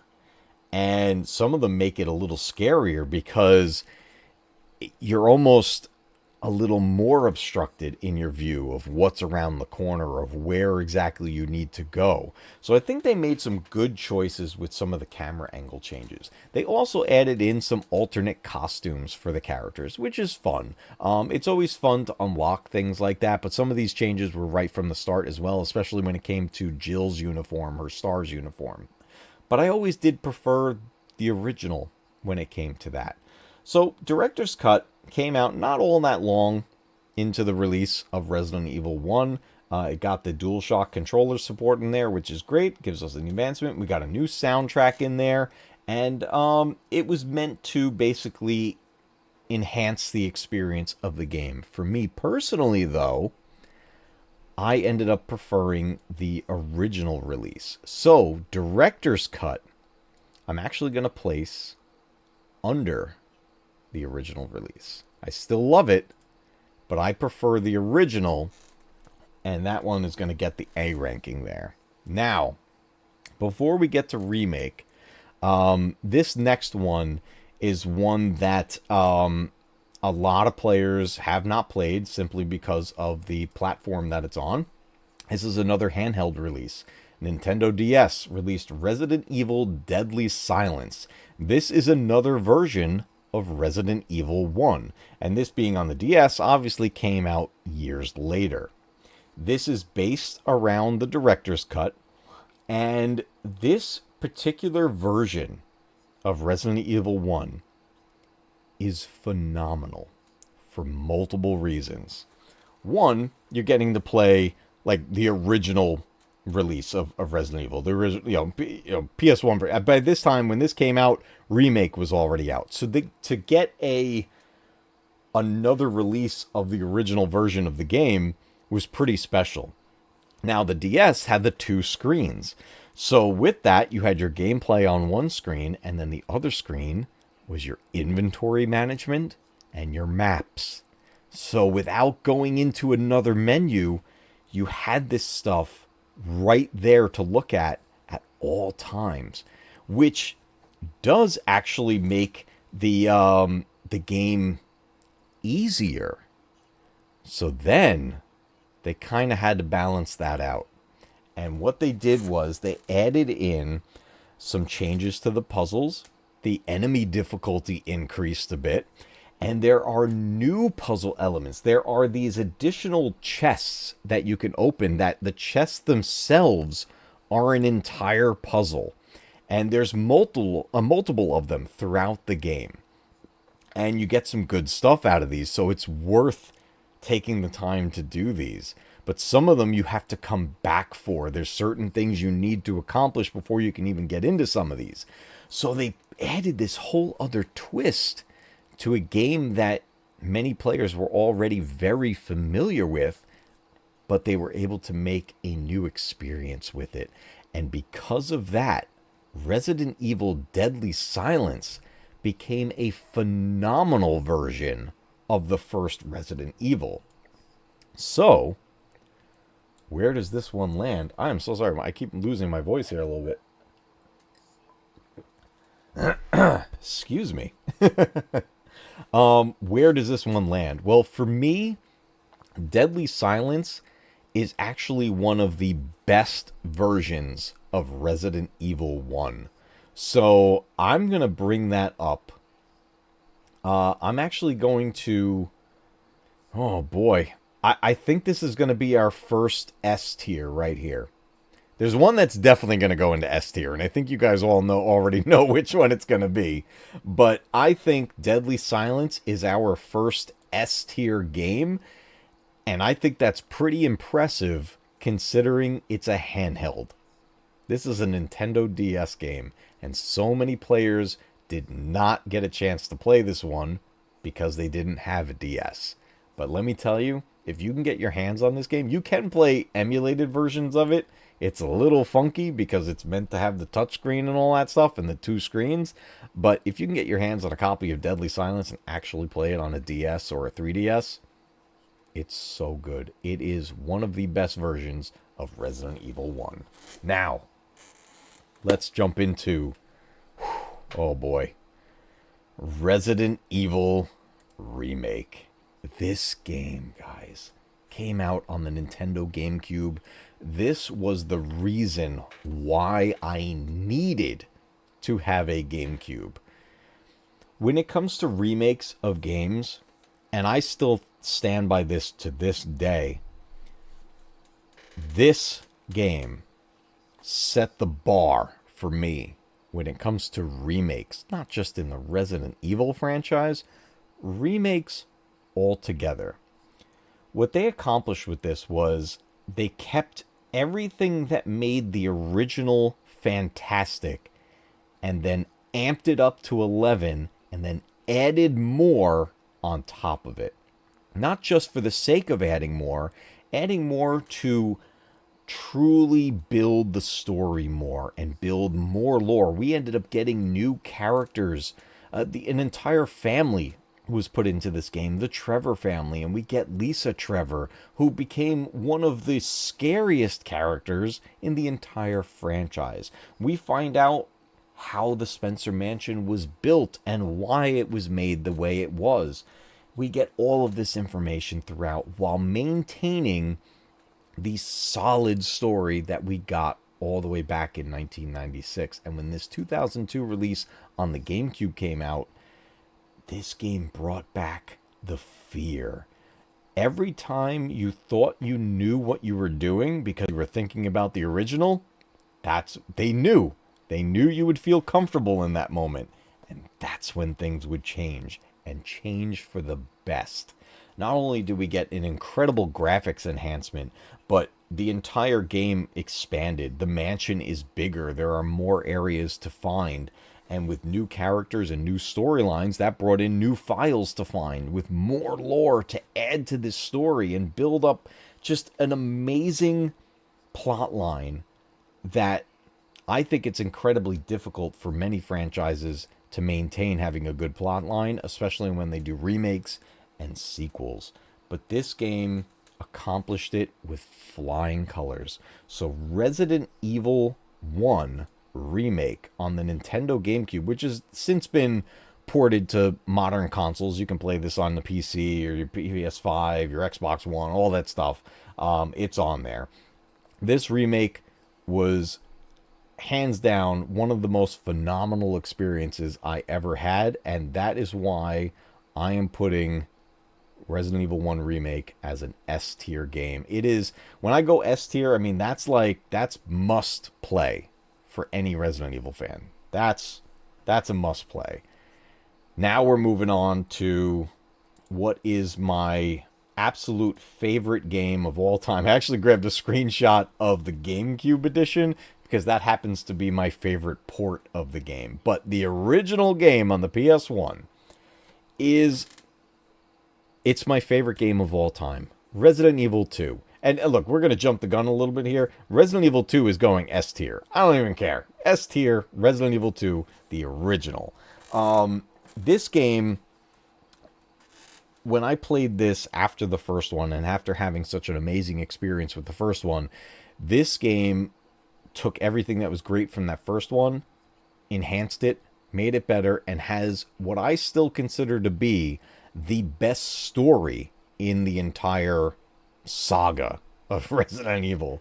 I think Resident Evil 2 has the best plot line out of all of the games. I think it is the most in-depth. I think it's the most solid story, and it feels so much like watching old school horror movies. It's so well done. I love all of the characters. I love the gameplay style. I love the enhancements they did from the first one to this one.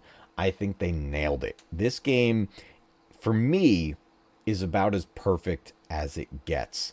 And when it comes to Resident Evil 2 will always be my absolute favorite, and RE2, without a doubt, goes into S tier.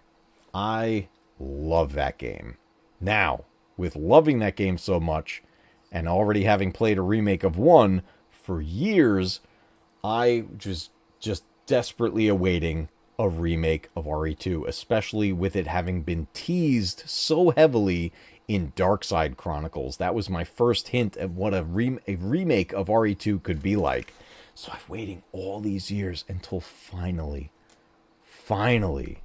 Resident Evil 2 Remake came out. And I couldn't wait. It was like, I felt like a little kid waiting for like Christmas morning. Like, it just, the anticipation for the release of that game was unbelievable. There were times where I was almost like I can't wait any longer. It's like, oh my God, I'm going to lose it.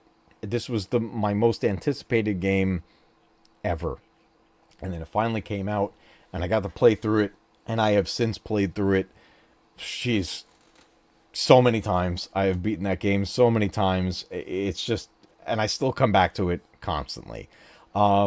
I think they did a really good job with this remake, and the way they enhanced the experience with seeing the world, seeing the RPD, seeing Raccoon City, seeing our characters, Leon and Claire, in their new forms. They even put throwbacks to the originals where you can change their costumes and put their original costumes on. And you could even change the soundtrack and have the original soundtrack playing. All these really fun throwbacks to the original. But then it took what we learned in the original and started to enhance it and give a little more depth to the whole thing, a little more ability to explore, because now obviously we're in a modern game. This is an over-the-shoulder third-person game. They brought back, they kept it into like survival horror. It is a scary game. You're managing your items. You got to make sure that you're keeping things together properly and that you're not, overpacking your inventory to where you find an important item and you can't even pick it up. And then the threat level in the game with Mr. X hunting you down. Man, that, like, Mr. X hunts you down in the B-side story on the original. In this one, he's coming at you. Whew, man, it gets intense. Mr. X is brutal in this game. So much fun, so well done. And I think that, honestly, like, there were certain things that I think could have been done better. But overall, I think it was a pretty solid... Oh my God, yes, it was definitely a pretty solid release. Now, that said, Resident Evil 2 Remake. When it comes to Resident Evil 2, I still like the original better than the remake. And I love the remake. Don't get me wrong. I absolutely love the remake. But I think that the original, at least for me, is still the superior version of Resident Evil 2. But it's not going to lose too much of a spot. I'm putting RE2 into an A rank. So RE2 Remake getting an A rank. And now we're moving into the end of the trilogy, Resident Evil 3 Nemesis. This game, again, I used the GameCube port. I love the GameCube on there, but originally came out on the PS1. This was the third game in our mainline story. We reprised the role of Jill Valentine from the first game. And this game takes place before, during, and after the events of Resident Evil 2. All of this is happening at the same time. Very similar to having Mr. X in RE2, we have a new character called Nemesis, a programmed bioweapon from Umbrella that is hunting down STARS members. And this game took the fear level in a different direction. It's still survival horror, but now you're constantly feeling hunted. You're constantly feeling chased. In fact, in many moments, you are quite literally being chased, and you got to get the heck out of there. But they also tried something new, another system that, again, it came and went. It's in this release, and then we don't see this again.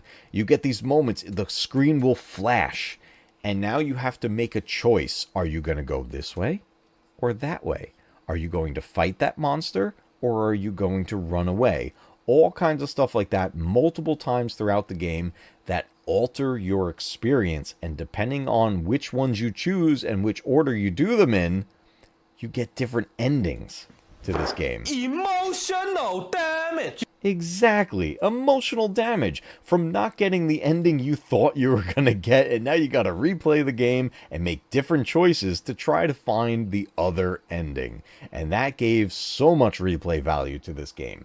Now, the big takeaway of this one was Nemesis. That character has become one of the most iconic and most famous characters in all of Resident Evil. And the idea of a stalking character has been done again in later entries, but still to this day, I think Nemesis did it best. Now, Resident Evil 3, I first played it on the PS1. I later got it on the Dreamcast and the GameCube, and it's a super fun entry in the series. That said, I didn't enjoy Resident Evil 3 as much as I enjoyed Resident Evil 2. The question is, where do I put this? I definitely play RE2 way more than I play RE3, but when I'm in the mood for 3, I definitely enjoy playing that.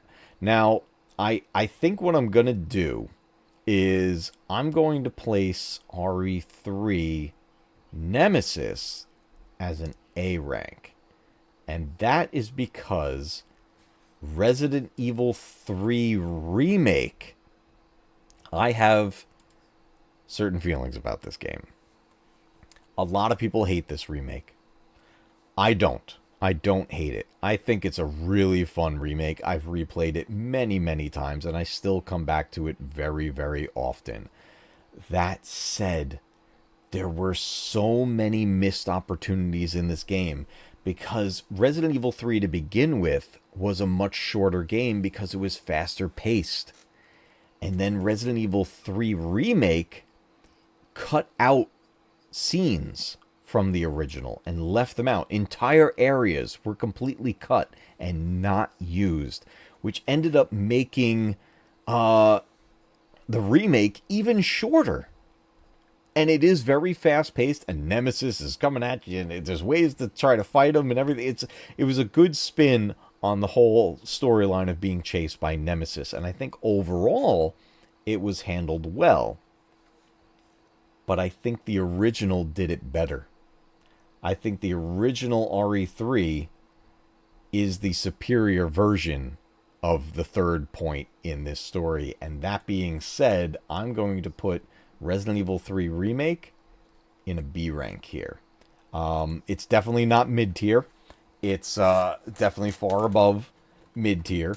But I think original 3 takes the prize on that one versus the 2. And actually, I was just replaying the original 3 because it was finally ported to the PS5. And so is 2. Original 2 and 3 are on PS5 now, and so I've been replaying that on there and loving it.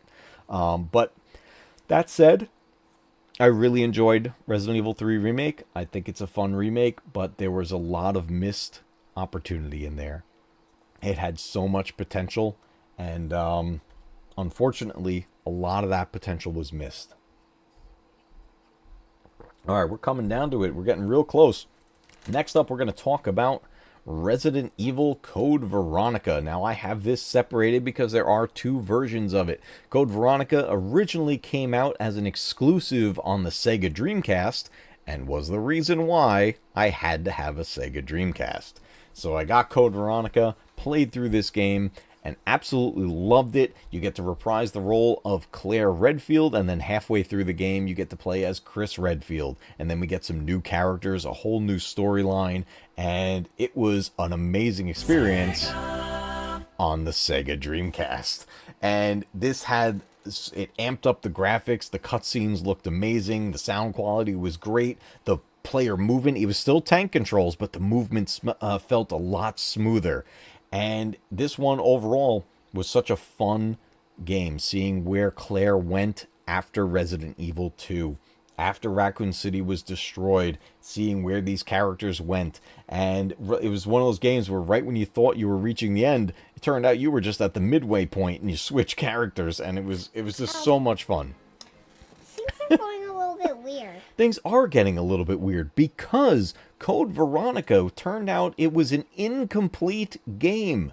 There was more to the story, and we wouldn't see the rest of that story until Code Veronica X, which filled in the gaps, and we got basically the complete version of this game. So this story brings back Albert Wesker, it brings in all new monsters, it brings in new characters, a whole new island, new villains, and then a whole bunch of throwbacks to the originals. There are certain scenes that look like you walked into the mansion again. It's great. It's a fan favorite, and fans have been hoping for a remake of this game for a long time, which may actually be in the cards now. I've been hearing some good things about a remake of Code Veronica actually happening.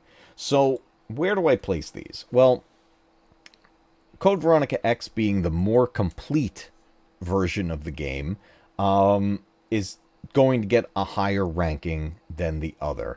I really loved Code Veronica, but being that it was incomplete, we're going to place Code Veronica at a B level, and we're going to place Code Veronica X at an A level. You see, we're getting a lot more higher rankings here in the mainline series. We're getting a lot of stuff pushing in the A and B right here, right now. Man, it's going to get pretty tight here, I think, in a little bit with some of these. But we're working our way through. Now we're going to go to another huge fan favorite, and that was Resident Evil 4. This came out on the Nintendo GameCube and later ported to the PS2. Resident Evil 4 continues the story of Leon Kennedy, the character from Resident Evil 2, and it took the series in a whole new direction. We're now in an over-the-shoulder third-person view, and graphic-wise, it's very much enhanced. Fun story about this: Resident Evil 4 was being developed, and it reached a point where Capcom decided to change direction with it and started to rebuild it.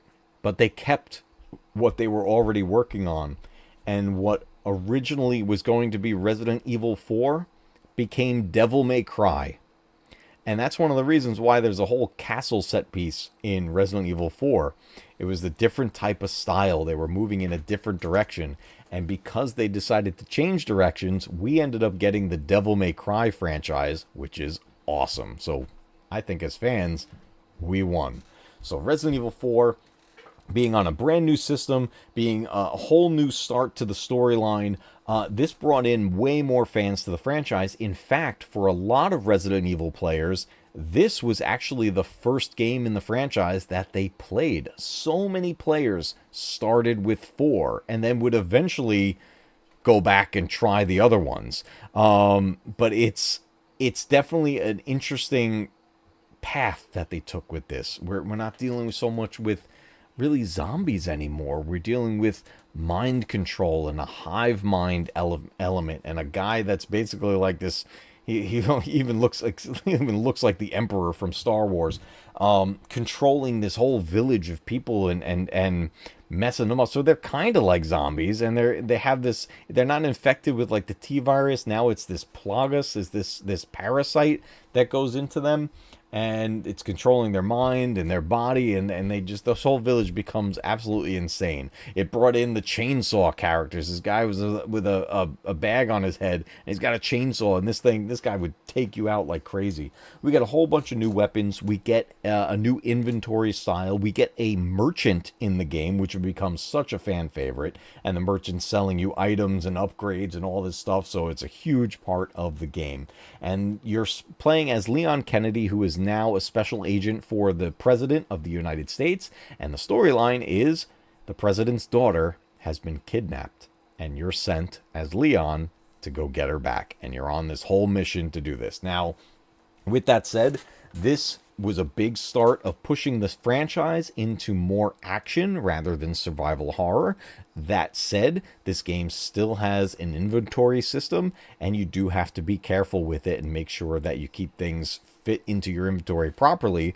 Otherwise, you're going to cause a lot of problems for yourself when you try to find important items late in the game. So Resident Evil 4 on the Nintendo GameCube was, and still is, a huge fan favorite. And I think this game deserves a very high rating, especially because it brought in so many more fans to the franchise. And because of that, I'm going to give Resident Evil 4 an A rank right here. This one is going to be, it's a top tier game.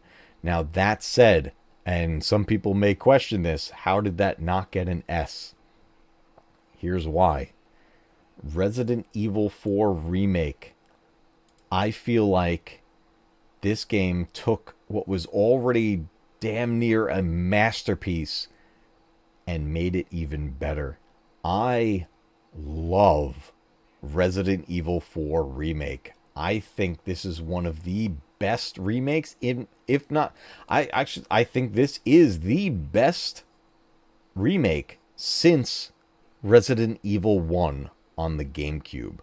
RE4 Remake took what was great about the original and truly, in my opinion, made it so much better. And because of that, Resident Evil 4 Remake is going S tier. It's up there. It is up there with some of my all-time favorites, and it honestly is in the realm of these remakes happening. Since the 2002 Resident Evil Remake, this is, in my opinion, the best one so far. And I love playing 2 and 3 Remake. They're a lot of fun. This one, it's damn near perfect. They improved pretty much everything across the board on it. And the story is so good. I do have one complaint, though, with the story. And that's with Sadler, Lord Sadler. He feels very underutilized in the remake, where I feel like there was so much more potential to expand on him even more, because he's very limited in the original as well. So I feel like that is a big missed opportunity when it comes to the story in the remake of it. But that said, I consider Resident Evil 4 Remake the best remake so far. All right, everybody, we are almost there. We're moving on in the franchise to Resident Evil 5. I originally played it on the PS3. This also came out on the Xbox 360 and on PC, and has been recently remastered on the PS4, PS5, and all the current Xboxes and stuff, PC, all that. You can get it all remastered now. Resident Evil 5 follows Chris Redfield, his continuing adventures after Revelations. He's working with the BSAA and fighting bioterrorism across the world. And now he's heading to Africa, and there is a whole bioweapon breakout going on in there. And it's very similar to the Ganados in Resident Evil 4 that were infected by the Plagas. But now that Plagas has been enhanced and now merged with another virus. And we bring back a fan favorite like Albert Wesker. And we also meet the character of Shiva. Shiva, or Sheva, I forget how to say it. I think it's Sheva. She's another character, much like Billy Cohen from Resident Evil 0, who we get to only see once. She is exclusive to Resident Evil 5. Now, much like Resident Evil 0, they took on the role of switching back and forth between characters, sort of. This is a multiplayer game. So you pick who you're going to play as, and the other character, if you're not playing with another player, will be controlled by the computer, and they're running through the game with you. But if you play multiplayer, whether it's local split screen or online, another person plays as the other character, and you play through the whole game together, and it's a lot of fun. This game went heavy into action. This went very action-oriented. In fact, I would say there's pretty much no survival horror elements left in this one. Yes, you have an inventory system that you do want to maintain, but there is barely any pressure on you to worry about it. There is more than enough ammo throughout the entire game. There is more than enough med kits to get throughout the game. And the weapons that you get are so powerful, you're going to make your way through this. And it does get tough. Some of the boss battles are really tough. Some of them get really tricky. But once you figure out the trick to each one of those bosses, you can blow right through it. And if you use the right weapons, you're solid. Especially if you're playing with another player. They're going to be hitting those enemies from multiple angles, and you got this. But it is a really fun experience, and it again took the franchise in a new direction with new elements for everybody to play, and I think it's a super fun experience. I've played the game countless times, and now my son plays it, and he's loving it. And playing split screen and playing two-player with this is always a fun experience. So it's one of those games that I do come back to Resident Evil 5 fairly often. I have to be in the mood for it if I want that more of a fast-paced, action-oriented story. And I love playing as Chris Redfield in this. Chris Redfield is my favorite character in the whole franchise, so getting to play as him again is pretty awesome. And then this game did bring us one of the biggest fan favorite moments of Chris Redfield being all jacked up, looks like he's on steroids, and he's literally punching a boulder to move it. It's just one of the funniest, silliest moments in the whole franchise, but I still love it. It's so corny, but it's so perfect. So Resident Evil 5, definitely a super fun experience, but it eliminated the survival horror to the whole thing. And for me, that is a core element that, in my opinion, should never be lost. Having Resident Evil become a full-blown action game, I think is a misstep. I think it's something that they shouldn't move in that direction. And because of that, I wouldn't say that 5 is mid-tier. I'm a little torn on this one. I don't know if I should put 5 in a B or at mid-level C. It's a game I definitely come back to very often. It is a lot of fun, but it is a very different feel when it comes to Resident Evil. That said, I really like the storyline of 5. But I think I need to be honest with myself and put it where I'm actually leaning on putting this. And I'm going to put 5, and I may get a lot of pushback on this. I'm going to put Resident Evil 5 in a C tier. And that is because I gotta be in the mood to play this style of a game, and it eliminated the survival horror elements. And for me, that's a minus in there. I want that survival horror to be there. So this one, I don't know. I'm still a little torn on it. I think I'm gonna leave that there in C. Not a bad game. Definitely not a bad game. but I have to be in the mood for that one, and it's not, I don't come back to that as often as I do the other ones. Now, Resident Evil 6. This game, this one is rough for me. And I will start by saying that the game did get better in time when they patched it. But it couldn't fix everything. When this game first came out, I remember I picked it up at Walmart. It had a Walmart exclusive that came with like these cool collector's cards and stuff, and I was super excited to play the game. I remember popping it in on the PS3 and getting ready to like really sit down and just play the whole game in one day. What I was presented with was a very different experience. One that was incredibly different, yet oddly similar to everything that has come before. And I'll explain what I mean by that. Resident Evil 6 is broken up into multiple stories that all converge at one point. It all comes down to the same ending. But it's multiple stories that you go on to take. So there's multiple campaigns. And each campaign is a different gameplay style. Now, on paper, this sounds actually pretty good. When you play as Leon, that's your survival horror story. Ended up being my favorite one in the whole game. When you play as Chris Redfield, that's your action-packed Call of Duty style campaign. That one is crazy. I mean, you're talking like you're using big machine guns and all, fighting soldiers. It's crazy. That's your action one.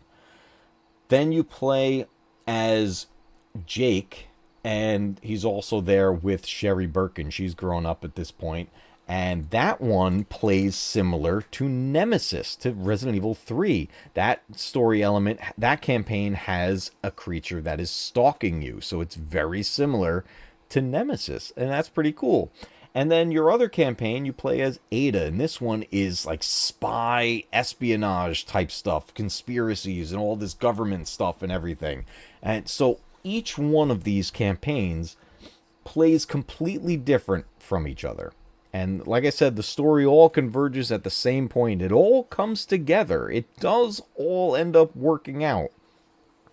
But it's all over the place. It's like the Pulp Fiction of Resident Evil. And I love Pulp Fiction, a fantastic film, but it doesn't quite work very well in Resident Evil. It's just kind of all over the place, as if like Quentin Tarantino directed this game. Now, here's the problems with this game. The controls are a mess, and it's mostly because of the camera. When this first came out, the camera was so close to your character that you could barely see what was going on around them. And the game wants you to move quickly, like very quickly. The problem is the environment is very tight. You're going through narrow corridors and narrow alleys and stuff like that. And there's debris all over the place that if you run into it, you stop.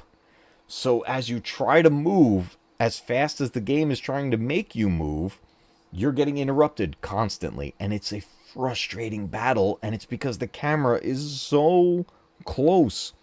It was almost like, why didn't you just go first person? Like, it was that close. You were almost there. Well, they eventually patched the game, and they gave you in the settings the ability to pull the point of view back. And I did, and it made it a much better experience. That said, there was only so much that was going to heal, because it still wants you to move very fast, and you're in these tight corridors, and you're bumping into stuff all over the place, and the characters react to these things, which adds added animations that slow you down or could also get you caught by an enemy. Like you trip on something and your character's like, oh, and like fumbling all over the place. And then a zombie gets you and you have no control at that point. So it becomes very frustrating. The combat method, now you could actually run and gun. You can move while aiming and shooting. That was nice. But again, the movement was very clunky. The inventory system is the most different. It's this bar that you bring up that scrolls along the screen. And there's a lot of slots, and in there you can merge items and combine items, but it gets a little confusing at times. The other thing is that if you're playing online, which the game wanted to be online, there's really no pause. So if you pause, the game's still going, and you could get killed while you're looking at the menu. But when you play solo and it's offline, you can actually pause the game and bring up the menu. I played this primarily solo.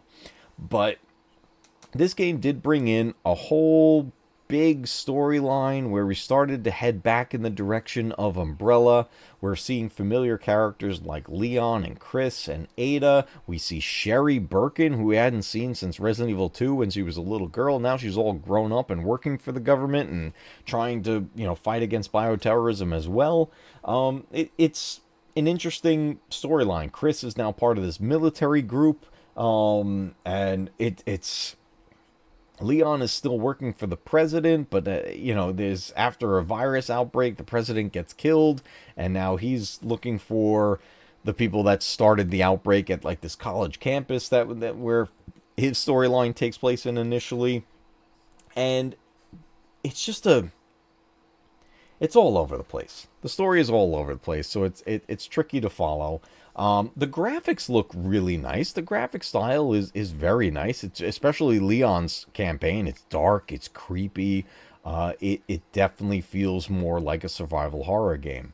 But with these added elements to the controls, the camera being so funky, and the inventory system being weird, it's a mess of experience. And in my opinion, Resident Evil 6 is one of the most disappointing entries in the franchise, especially because it's a mainline entry. So because of that, Resident Evil 6 for me, I'm going to put it down in a D tier. This one, I don't come back to it often, but I certainly play it more often than Survivor, and I do like it more than Survivor. But 6 is... It's not a fail, but it had a lot of potential, and I think they tried way too many things with that game and tried to smash all this stuff into one package, and I think it's just too much. I think they did too much with it, and that hurt the game overall. So Resident Evil 6 is going to land in a D tier. All right, everybody, we got our final two. Let's start with Resident Evil 7. It's funny, I grabbed a screenshot of the Cloud Edition. Resident Evil 7 is came out years after 6, and this was like our first like next generation entry into the Resident Evil franchise. The big thing about this one was that they were going to the first person point of view, which, as we mentioned earlier, a lot of people thought this was the first time. That actually happened way back on the PS1 with Resident Evil Survivor. Now 7 takes us in a brand new direction for the story. We've got all our stuff that happened with Raccoon City and all of our main characters that we've seen over the years. We are now moving on to a new set of characters altogether, a new area, a new story style. And the big thing it brought back was being scary. This is truly a survival horror game, and they wanted to make sure that the audience was terrified as they played this game. And in my opinion, I think they accomplished it very well. This brings in a storyline featuring a character that you play as named Ethan Winters, and you find out that his wife went missing 3 years ago, and he suddenly gets a message from her saying to come get her, and tells him where to find her. Well, this brings us to kind of a swampland area in Louisiana, and Ethan must make his way through the terrors that await him in a house owned by the Baker family. And this game brings in a feel that feels more supernatural than the rest do. It's still bioweapons, and we're still dealing with a form of a virus, but it's a new type. It's called the mold. And we learn a lot about it in 7. We learn even more about it in 8. And this was the start of a new storyline with the Winters family and the Baker family. And as Ethan is trying to find his wife, Mia, we are in a first-person mode experiencing just absolute horror. And the graphic level is insane. It is so well done. The lighting, I think the lighting is my favorite in the entire franchise in this one. It's so good. It sets the mood, especially when there's the lightning and stuff coming through the windows and everything. It looks so good. And it brought back the limited inventory. We're not dealing with this scrolling wheel like in 6. We had limited inventory spaces with the opportunity as you play through the game to expand your inventory. Not a crazy amount, but enough to make you feel a little better as you go. It brought back save stations, basically save rooms. Depending on the difficulty level you play at, you can get to up to, instead of a typewriter, you find a cassette player. And if you play on the easier levels, you could just save whenever you want, but when you play on the harder difficulties, you have to put a cassette tape, much like getting an ink ribbon in the prior Resident Evil games, and you need that cassette tape in order to save, so it's a whole other item to try to collect. It brought back these familiar elements from the original games, and now we're in a first-person horror game where you now feel like you are truly in it. In fact, this game even got converted to virtual reality, and playing RE7 in VR is, to this day, and probably will be for a long time, hands down one of the scariest things I have ever experienced. I still have not beat RE7 in VR.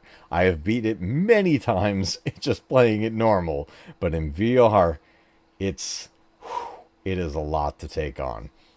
But this game brought back the fear, the stress, the anxiety of a survival horror game, and that is what drew me to it so much. It's like, yes, it's a Resident Evil game, of course I'm going to play it, but I'm like, oh no, we are actually going back to it being scary, and it truly was. There was a lot of things in this game that truly you could see were inspired by things. I would say the Baker family was heavily inspired by some of the scenes in Texas Chainsaw Massacre and horror movies like that. There's elements of Friday the 13th that kind of that feel a little bit, and then we get the ability to find files all over the place and build that lore with backstory. We're meeting these characters and finding out what their motives are, and then finding out where all of this led to and why it happened. You get this whole mystery that gets revealed over time throughout the game, and learning about this new virus, this mold that is creating these creatures that you have to deal with. And these are brand new creatures. We're seeing these molded creatures that we have never seen before. So now we're fighting enemies that we don't know. We don't know what to do to take them on, because we haven't fought them before in prior entries. It was all new. But that level of fear being back, that was the key. That's what made Resident Evil 7 so special. So, that being said, where do I put Resident Evil 7? This one brought back a lot of the iconic feelings I had with the earlier entries.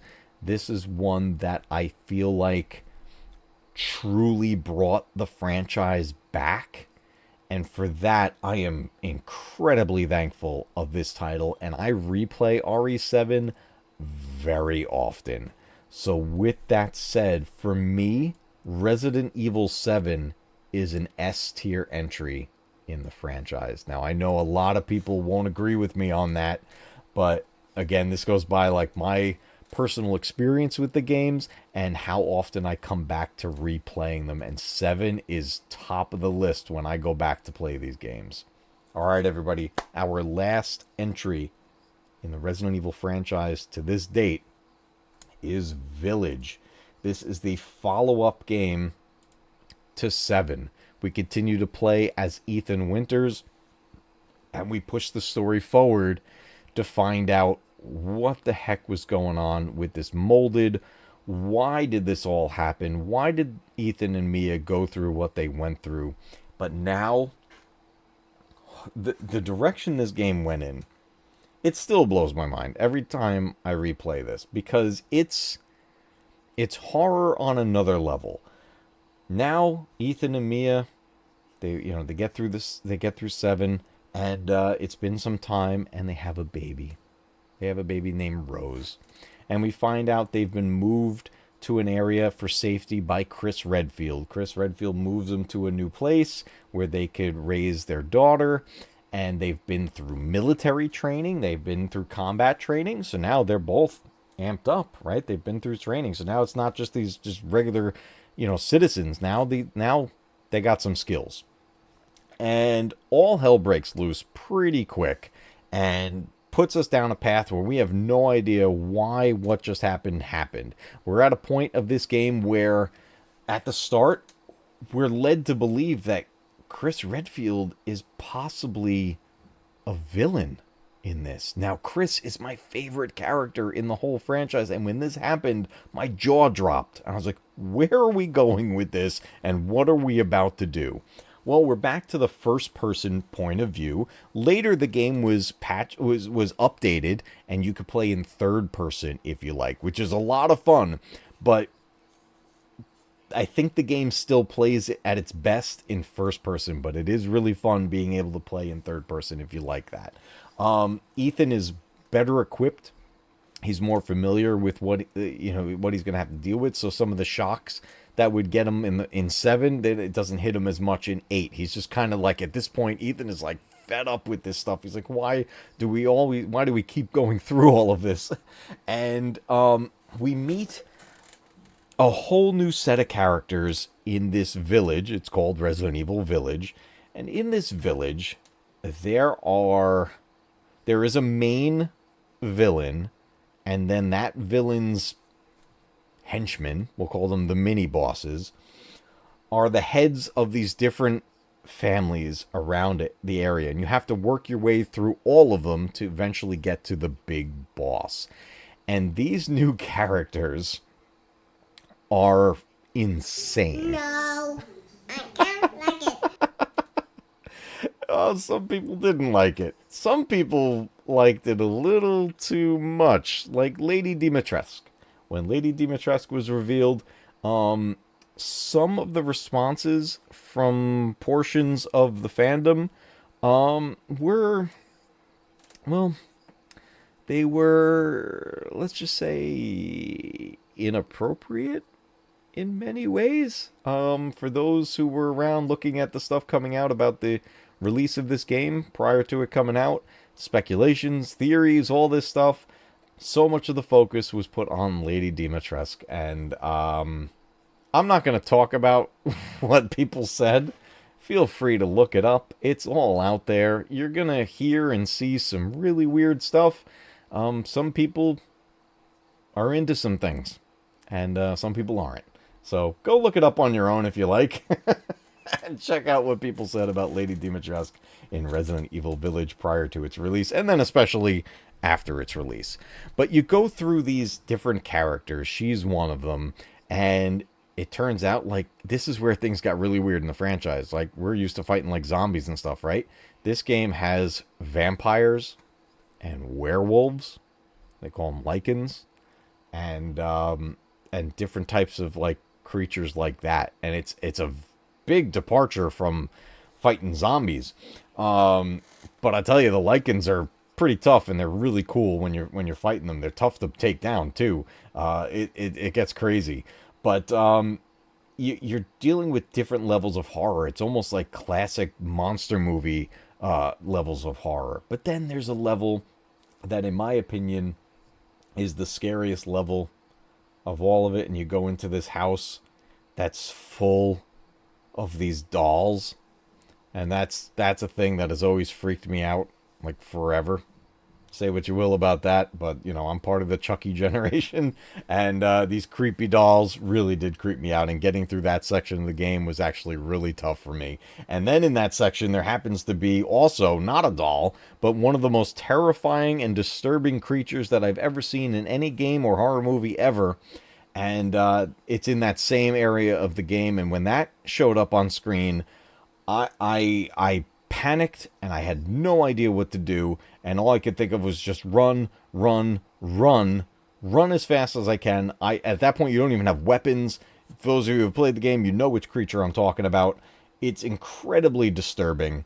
And probably, even though it terrifies me, it's got to be hands down one of the best moments in the game because it is that scary. It's crazy. So Resident Evil Village went for all new levels of fear, different types of horror. I'm talking monster movie meets supernatural type stuff, and it's a crazy level of a change to the franchise. But somehow it just still worked.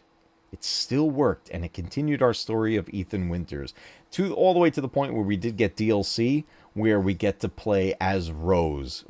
As 16 years later, the DLC jumps 16 years in time, and you get to play as Rose, which was really cool. And this game, graphically, the RE engine is at its peak at the moment with this one. It's phenomenal. The game looks amazing. It plays amazing. The combat style is perfect. The merchant is fantastic in that game. They call him the Duke. It really does expand the story even further. And if you take the time to search the areas and find the files and find all the extra items, you expand that story even more. In fact, there is a section of this game that is easily missed. And it's, in my opinion, one of the most important areas in the entire game. It basically explains almost everything. And you can literally skip it. And you can completely miss it.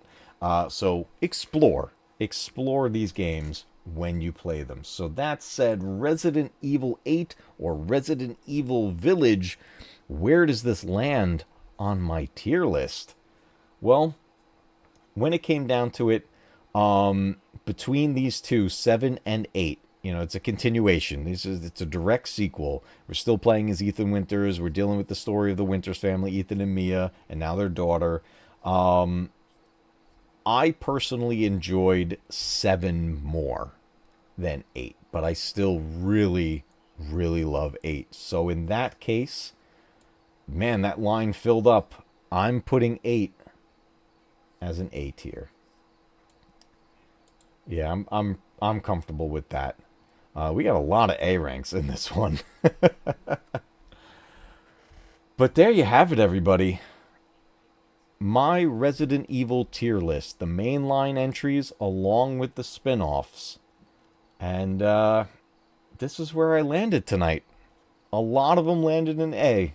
That is, I don't know what I was expecting this to be. I don't know if I expected this to be more spread out or what it may be, but this is where we landed, and I think I'm pretty happy with this. But the question is, how much of this do you agree with me on? How much of it do you disagree on? Let me know down in the comments. I want to have the discussion. Let's talk all things Resident Evil and where you would have placed these titles on here. But there you have it, guys. This is my tier list. Ted's Nerd World says, so is the HD remaster of RE1 the same as the remake? Oh, yeah, the remaster of RE1 it's the remaster of the remake from 2002 on the GameCube. They just remastered it to put on the modern consoles. So, in all honesty, that's the best way to play that game. At this point, get the remaster of RE1. It's the remake from the GameCube, just up the ante and put on modern consoles. They also gave you the choice to play in 16:9 instead of 4:3. Though that said, personally, I leave it in 4:3. I like it that way. But yeah, I think I'm pretty happy with this. I had a lot of fun doing a tier list. I didn't think I would have this much fun doing one. I've never done this before. And figured the best way to start is with my favorite franchise of all time. So guys, I appreciate you all being here for it. I hope you guys had fun, and let me know down in the comments, would you like to see more tier lists happen here at Matcave Gaming? And if so, which franchise should I go by? I did a poll on the community tab, and Resident Evil ended up winning. The other two choices I put on there was Super Mario Brothers and Sonic the Hedgehog. For those franchises, we could certainly dive into those on a future tier list. But, man, I'm going to screenshot this and save this. I may mess around with it over time. You know, this is just how it landed tonight with how I'm feeling about each one of these games at this moment as we talk about them. But you guys know me. I could talk about Resident Evil all the time. I love it. I love it so much. But again, thank you all so much for being here. I appreciate it. We are going to be back Thursday night for our weekly live stream. We're going to be back to Final Fantasy VII Rebirth.